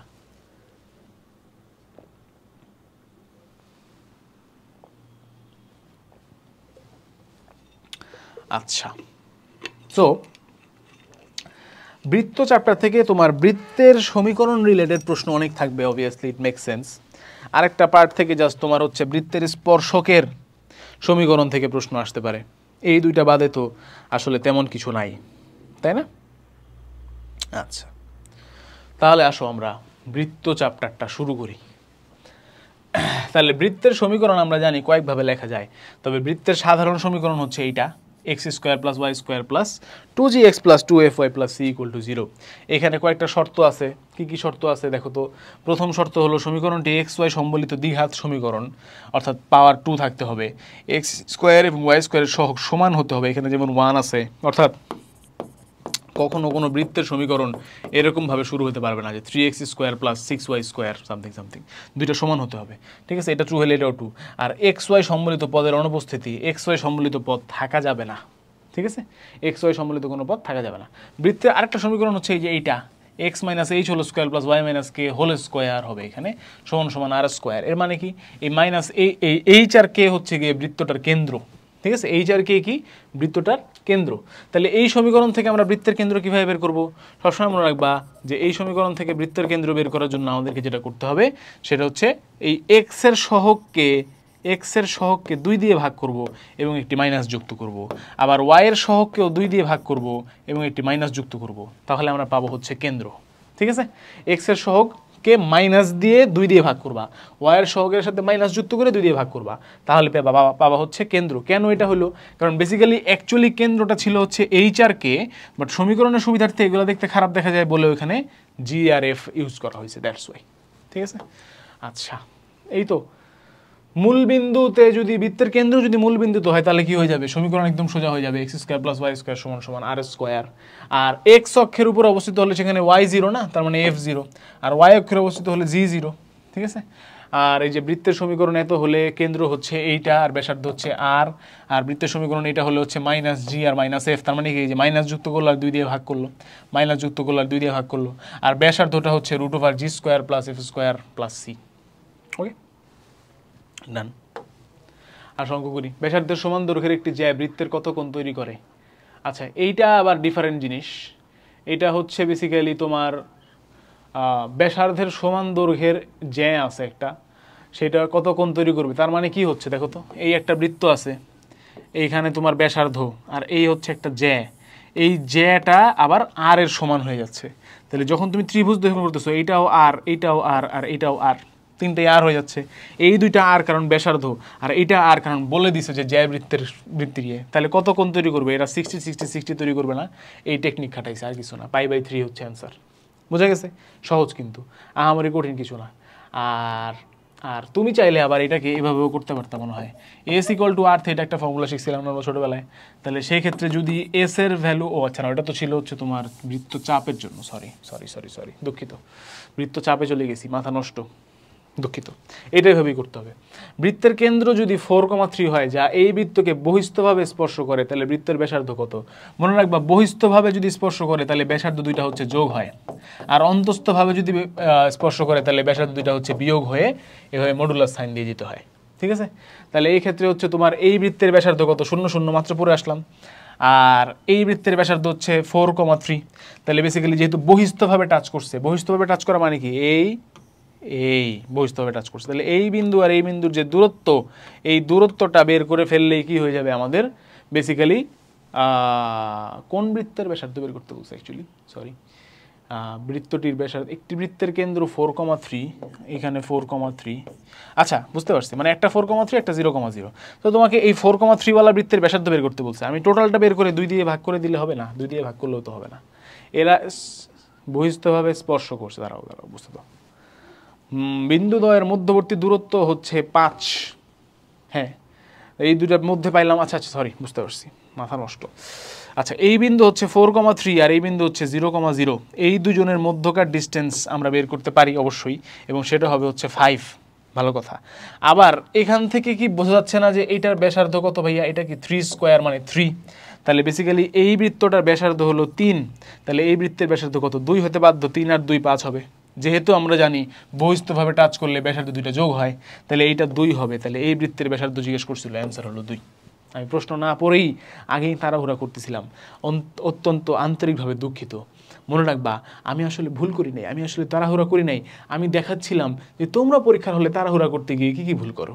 ঠিক আছে, আমি এসব ভুল করতে পারি না। আচ্ছা, নাইস। মুভিং ফরওয়ার্ড, এখানে দেখো যে বৃত্তের কেন্দ্রের অবস্থান কোথায়, এটা বোঝা যাচ্ছে না? কীভাবে বুঝলাম? যেহেতু এক্স এর ভ্যালুটা 0, তাহলে কি ওয়াই অক্ষের উপর অবস্থান করতেছে, আর ওয়াই এর ভ্যালুটা 0 হলে এক্স অক্ষের উপর অবস্থান করতো। আচ্ছা, এই সূচিত বৃত্তের ব্যাসার্ধের মান কত? √f² + g² + c করতে হবে। এই যে এটা হচ্ছে নিচেরটা ফর্মুলা আসছে, আর এখানে আমরা ভ্যালু বসাইলি বাবা 5 একক। ঠিক আছে, আচ্ছা। আর যদি নর্মালি থাকে তাহলে কি √g² + h² - c। ঠিক আছে, মুভিং অন। নিচের কোন সমীকরণটি বৃত্তের সমীকরণ নির্দেশ করে বলো তো? এই দেখো, এখানে x² এর সাথে 1, এখানে y² এর সাথে 2, তাহলে এটা বাদ। এইটা হওয়ার সম্ভাবনা আছে, তবে এখানে xy এর সাথে ম্যাটেরিয়াল আছে, তাহলে এটাও বাদ। এইখানে কি আছে? 3x এর 3y², এটা হবে। আর এইখানে কেন হইল না? এটাও তো হইতে পারতো, x² - y² + 25 = 0 হবে না, কারণ x² এর আগে হচ্ছে 1 আর y² এর আগে হচ্ছে -1, দুটো সহগ আলাদা, তাহলে অ্যান্সার হচ্ছে বি। ভালো একটা প্রশ্ন। ঠিক আছে, আচ্ছা। তারপরে কি নিচের কোন সমীকরণটি আবারও বৃত্তের সমীকরণ? একই প্রশ্ন, এখানেও আমরা একইভাবে বের করতে পারবো। আমাদের উত্তর হবে হচ্ছে এ। ঠিক আছে, এভাবে আমরা বৃত্তের সমীকরণ টেস্ট করতে পারি। একটি বৃত্তের ব্যাসার্ধ 5, বৃত্তটি এক্স অক্ষের মূলবিন্দু খুব দূরত্ব অবস্থান করে। আছে না, এগুলা তোমাদের না, ভুলে চলে আসছে। কে এর কোন মানের জন্য সমীকরণটি একটি বৃত্ত নির্দেশ করবে, এইটা বোঝার জন্য তোমাকে দেখতে হবে। দেখো, তুমি এইটাকে ভাঙলে, ঠিক আছে, এইটাকে তুমি যদি ভাঙো তাহলে তুমি সেখানে তো ইয়ে পাবা, নর্মালি তুমি গুণ হবে সিম্পলি, সেখানে একটা XY যুক্ত টার্ম থাকবে। আবার এখানেও KXY, এখানেও একটা XY যুক্ত টার্ম থাকবে। তাহলে আলটিমেট টার্গেট হবে তোমার, বৃত্ত যদি নির্দেশ না করতে হয় তাহলে XY টার্মটা যেন 0 হয়। তাহলে এইখান থেকে তুমি একটা -2 ওয়ালা XY টার্ম পাবা, আর এখান থেকে একটা K ওয়ালা XY টার্ম পাবা, মানে এরকম এইটা পাবা। তাহলে অ্যাকর্ডিং টু আওয়ার বৃত্তের ফর্মুলা এইটা কি হতে হবে? 0 হইতে হবে। তাহলে K এর মান আসলে 2 হতে হবে। ঠিক আছে, তোমরা চাইলে এটা বিস্তার করে একটু দেখতে পারো। ঠিক আছে, আমি বিস্তারিত দেখাইলাম না। আচ্ছা, তারপরে কি আছে আমাদের? বৃত্তের সমীকরণ নির্ণয়। হ্যাঁ, বৃত্তের সমীকরণ অনেকভাবে নির্ণয় করা যায়। যেমন আমরা এটা দেখে আসলাম একটু আগে, যে h, k যদি কেন্দ্র হয় আর যদি ব্যাসার্ধ হয়, তাহলে আমরা এভাবে বের করতে পারি। আবার r = a, এটাকে পোলার সমীকরণ নির্ণয় করতে বলছে। আমরা জানি r মানে কি? √x² + y²। তাহলে r = a দেয়া আছে, তাহলে আমরা লিখতে পারি না r² = a², তাহলে আমরা লিখতে পারি x² + y² = a²। এটা কি হয়ে গেল? একটা বৃত্তের সমীকরণ হয়ে গেল। এই যে এইটা, ঠিক আছে। এভাবে কিন্তু চাইতে পারতো যে r = a পোলার সমীকরণটি কোন জ্যামিতিক আকারকে নির্দেশ করছে? বৃত্ত। এভাবে আসতে পারে পরীক্ষায়। ঠিক আছে, আচ্ছা। এখানে কি হয়েছে? y অক্ষকে একটা স্পর্শ করছে একটা পার্টিকুলার বিন্দুতে, আবার ওই রেখার উপর অবস্থিত বৃত্তের সমীকরণ কি হবে? এই দেখো, y অক্ষকে যদি 0,4 পয়েন্টে তোমার স্পর্শ করে থাকে, আর হচ্ছে গিয়ে কেন্দ্র আবার অবস্থান করতেছে এইটার উপরে, তাহলে আমরা বৃত্তের সমীকরণ অবশ্যই বের করতে পারবো। কারণ কেন্দ্র কি? কেন্দ্র যেহেতু 0,4কে টাচ করছে, তার মানে এই বরাবরই কেন্দ্র আছে, তার মানে ওটা হচ্ছে r,4, এবং ওইখানে এখন r এর ভ্যালু তুমি হচ্ছে জানো, মানে x এর জায়গায় বসাবা r আর y এর জায়গায় বসাবা 4, তাহলে এইখান থেকে এই r এর ভ্যালু বের হয়ে আসবে না, এবং r এর ভ্যালু যদি বের হয়ে আসে তাহলে তোমার কাছে কি আছে, কেন্দ্র আছে, আবার এই দুইটার ডিস্টেন্স মানে কি তোমার কাছে ব্যাসার্ধ আছে, কেন্দ্র আর ব্যাসার্ধ থাকলেই তোমার যে কোনো বৃত্তের সমীকরণ নির্ণয় করা সম্ভব। বোঝা গেছে? এই যে কোর্সে দেখো r এর ভ্যালু 6 আসছে এবং তোমার বসাই দিছে, বিস্তার করে দিছে, শেষ। একই টাইপের আরও কিছু অঙ্ক এখানে আছে। এই যে তোমার এত বিন্দুগামী এবং এই বৃত্তের সাথে এক কেন্দ্রিক বৃত্তের সমীকরণ, এগুলো আমরা দেখে আসছি, ঠিক আছে? বেসিক ঠিক থাকলে পারবা। অক্ষদ্বয়কে স্পর্শ করার শর্ত এই যে, যদি এক্স অক্ষকে স্পর্শ করে তাহলে হবে জি স্কোয়ার সমান সি, যদি ওয়াই অক্ষকে স্পর্শ করে তাহলে হবে এফ স্কোয়ার সমান সি, আর যদি উভয় অক্ষকে স্পর্শ করে তাহলে হবে জি স্কোয়ার সমান এফ স্কোয়ার সমান সি। ঠিক আছে, এগুলা খেয়াল রাখবা। যেমন একটু আগে আমরা দেখে আসলাম, ঠিক আছে? কোনটা দেখছি? যে এই কেসটা দেখছি, আমার ওয়াই অক্ষকে স্পর্শ করার কেস। আচ্ছা, এই দেখো এইখান থেকে অনেক প্রশ্ন আসে। এই যে স্পর্শ করার, অক্ষদ্বয়কে স্পর্শ করার যে শর্ত, এটাকে আমি খুবই খুবই ইম্পর্ট্যান্ট হিসেবে ঘোষণা করতেছি। পরীক্ষায় এখান থেকে আসার সম্ভাবনা অনেক অনেক বেশি, ঠিক আছে? আচ্ছা, নাইস। এই যে ধরো এখানে বলছে বৃত্তটি ওয়াই অক্ষকে স্পর্শ করলো, তার মানে কি তোমার জি স্কোয়ার এফ স্কোয়ার সমান সি হবে, তাই না? তাহলে এইভাবে তুমি আসলে অঙ্ক করতে পারবা, এফ স্কোয়ার সমান সি, তাহলে তোমার অ্যান্সার হবে 9, ঠিক আছে? 3 না 6 -3কে স্কোয়ার করে দিলে আসবে 9, ওকে, হয়ে যাবে। আচ্ছা, তারপরে হচ্ছে গিয়ে তোমার একইভাবে এই অঙ্কগুলো আমরা করতে পারবো। এবার আমরা আসি বৃত্তের স্পর্শক হওয়ার শর্তের ক্ষেত্রে। y = mx + c সরল রেখাটি এই বৃত্তের স্পর্শক হতে হলে কি শর্ত মানতে হবে? এই শর্ত মানতে হবে, c = ± a √1 + m²। দেখো ডিরেক্টলি এইটাই একটা এমসিকিউতে চলে আসছে 2013 সালে, ঠিক আছে? সরাসরি এইটাই এমসিকিউতে আসছে। আচ্ছা, তারপরে দেখো যে যদি একটা বৃত্তের উপরে স্থিত x1, y1 বিন্দুতে স্পর্শক আঁকতে হয়, তাহলে তার সমীকরণ হচ্ছে এইটা, ঠিক আছে? এই বৃত্তের উপরে স্থিত যদি বিন্দুতে অঙ্কিত স্পর্শকের সমীকরণ আঁকতে হয় তাহলে এইটা। তারপরে হচ্ছে এত বৃত্তের উপর স্থিত বিন্দুতে স্পর্শকের সমীকরণ, যদি বৃত্তটা আবার যদি হচ্ছে সিম্পল বৃত্ত হয়, এরকম মানে মূল বিন্দুর বৃত্ত হয়, তাহলে হচ্ছে আমরা সহজ সমীকরণ পেয়ে যাব।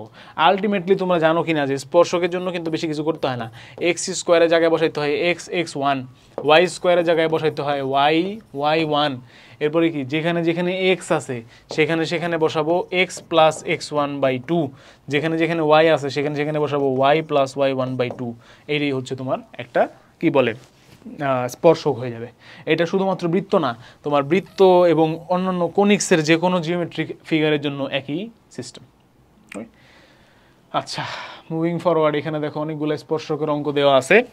তোমার এই সরল রেখা যদি এই বৃত্তকে স্পর্শ করে তাহলে কি আমরা জানি যে এই যে এইভাবেও করা যায়। তোমার এই দেখো এখানে কোন টেকনিকটা অবলম্বন করছে আমি দেখাই। এই তোমার যেই পয়েন্টে স্পর্শ করবে সেই পয়েন্ট থেকে কেন্দ্র পর্যন্ত যে ডিস্টেন্স সেটা কিন্তু আর হবে, এইটা হচ্ছে এখানে ব্যবহৃত হয়েছে, ঠিক আছে? এই যে এইটা কিসের ফর্মুলা বলো তো? বিন্দু থেকে সরল রেখার ফর্মুলা। যে বিন্দু থেকে সরল রেখার ফর্মুলা, সেটা সমান সমান কি হইতে হবে? ব্যাসার্ধ হইতে হবে। তাহলে সেখান থেকে তুমি আসলে এই কে এর মান বের করতে পারো।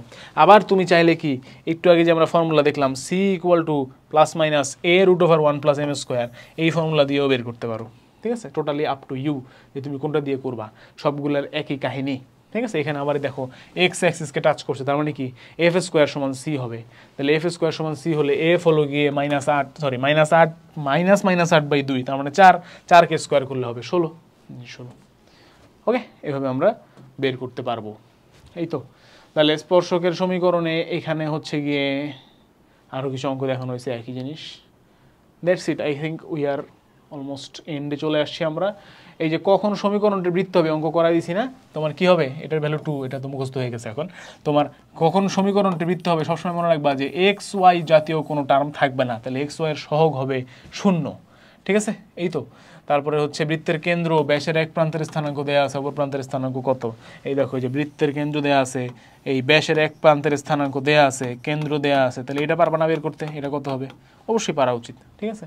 সোজা মানে কিছু কিছু বৃত্তের অঙ্ক কিন্তু আছে যেগুলো সরল রেখার কনসেপ্টকে ব্যবহার করতে হয়, ঠিক আছে, এখানে যে জে এর মধ্যবিন্দু দেওয়া আছে, তাহলে তোমার হচ্ছে জে টির ঢাল কত সেটা বের করতে বলা হয়েছে। এগুলো তোমরা পারবা, এগুলো সরলরেখার কনসেপ্ট। ঠিক আছে, এই যে এইখানে এইখানে মধ্যবিন্দু আসবে, ঠিক আছে, লম্ব হবে, লম্ব সরলরেখা, এই তো। ওকে, তাহলে ভাইয়া আমাদের আজকের ক্লাস প্রবাবলি এই পর্যন্তই। আর কিছু আছে? ও আরও কিছু ম্যাথ আছে, সরি। আচ্ছা, মাঝে মধ্যে আবদ্ধ ক্ষেত্রফল দিয়ে আসে, this is an important topic. এটা মনে রাখবা যে সবসময় a x square plus b y square সমান সমান সি, এটা যদি সরি এ ওয়াই তোমার তো সবসময় হবে না, দুইটা তো সেম হবে। তাহলে বেসিক্যালি ফর্মুলাটা কি ছিল আমাদের? পাই এ স্কোয়ার না, একটা বৃত্ত দ্বারা আচ্ছা আমি একটা এই যে ধরো এই বৃত্তটা কতটুকু ক্ষেত্রফল দখল করেছে, আবদ্ধ ক্ষেত্রফলের ম্যাথ আমাদের আসতে পারে, তাই না? তাহলে যদি হচ্ছে তোমার x square plus y square সমান সমান এ স্কোয়ার হয়, তাহলে আমাদের সবসময় অ্যান্সার কি আসে? পাই এ। ঠিক আছে, পাই এ ক্ষেত্রফল হবে। যেহেতু এখানে 1 আছে, তাহলে হবে কি তোমার সিম্পলি পাই হবে। পাই এ নাকি পাই এ স্কোয়ার, এটা আমি ভুলে গেছি। পাই এ হওয়ার কথা, পাই এ, হ্যাঁ। আর এলিপসের ক্ষেত্রে ছিল পাই এ বি। পাই এ নাকি পাই এ স্কোয়ার, এটা আমি নেক্সট ক্লাসে বলে দিব, মানে দেখতে হবে, আমি ভুলে গেছি, আমি আন্তরিকভাবে দুঃখিত এটার জন্য। আচ্ছা, তারপরে হচ্ছে এই যে দেখো, এই যে এটা আমি জানতাম না কিন্তু যে প্রশ্ন আসছে, বাট এটা আমি বলছিলাম যে আর ইকুয়াল টু এ সমীকরণ কোনটি বোঝাবে? অবশ্যই বৃত্ত বোঝাবে, কারণ আর স্কোয়ার সমান এ স্কোয়ার, আর আর স্কোয়ার জায়গায় লেখা যায় কি x square plus y square. Okay, আচ্ছা, এই তো তাহলে ওভারঅল আমাদের শেষ। তাহলে বৃত্ত চ্যাপ্টার থেকে মূলত তোমার স্পর্শক থেকে একটা অঙ্ক আসতে পারে, স্পর্শক থেকে আসার সম্ভাবনা অনেক বেশি, এবং তোমার হচ্ছে গিয়ে বৃত্তের সমীকরণ রিলেটেড আসতে পারে, যে একে টাচ করছে, ওকে টাচ করছে, সরলরেখাকে টাচ করছে, এক্স অক্ষকে টাচ করছে, ওয়াই অক্ষকে টাচ করছে, ইত্যাদি ইত্যাদি। তাহলে যেখান থেকে আসুন না কেন, আমার মনে হয় ওভারঅল আমরা সবগুলো টাইপ কভার করছি। কৃষিতে আসা সমস্ত প্রশ্ন থেকে যে টপিকগুলো ইম্পর্টেন্ট সেই টপিকগুলো কভার করার ট্রাই করছি। তো আজকের ক্লাসে এই পর্যন্তই, দেখা হচ্ছে ম্যাথের পরবর্তী ক্লাসে। Thank you everyone.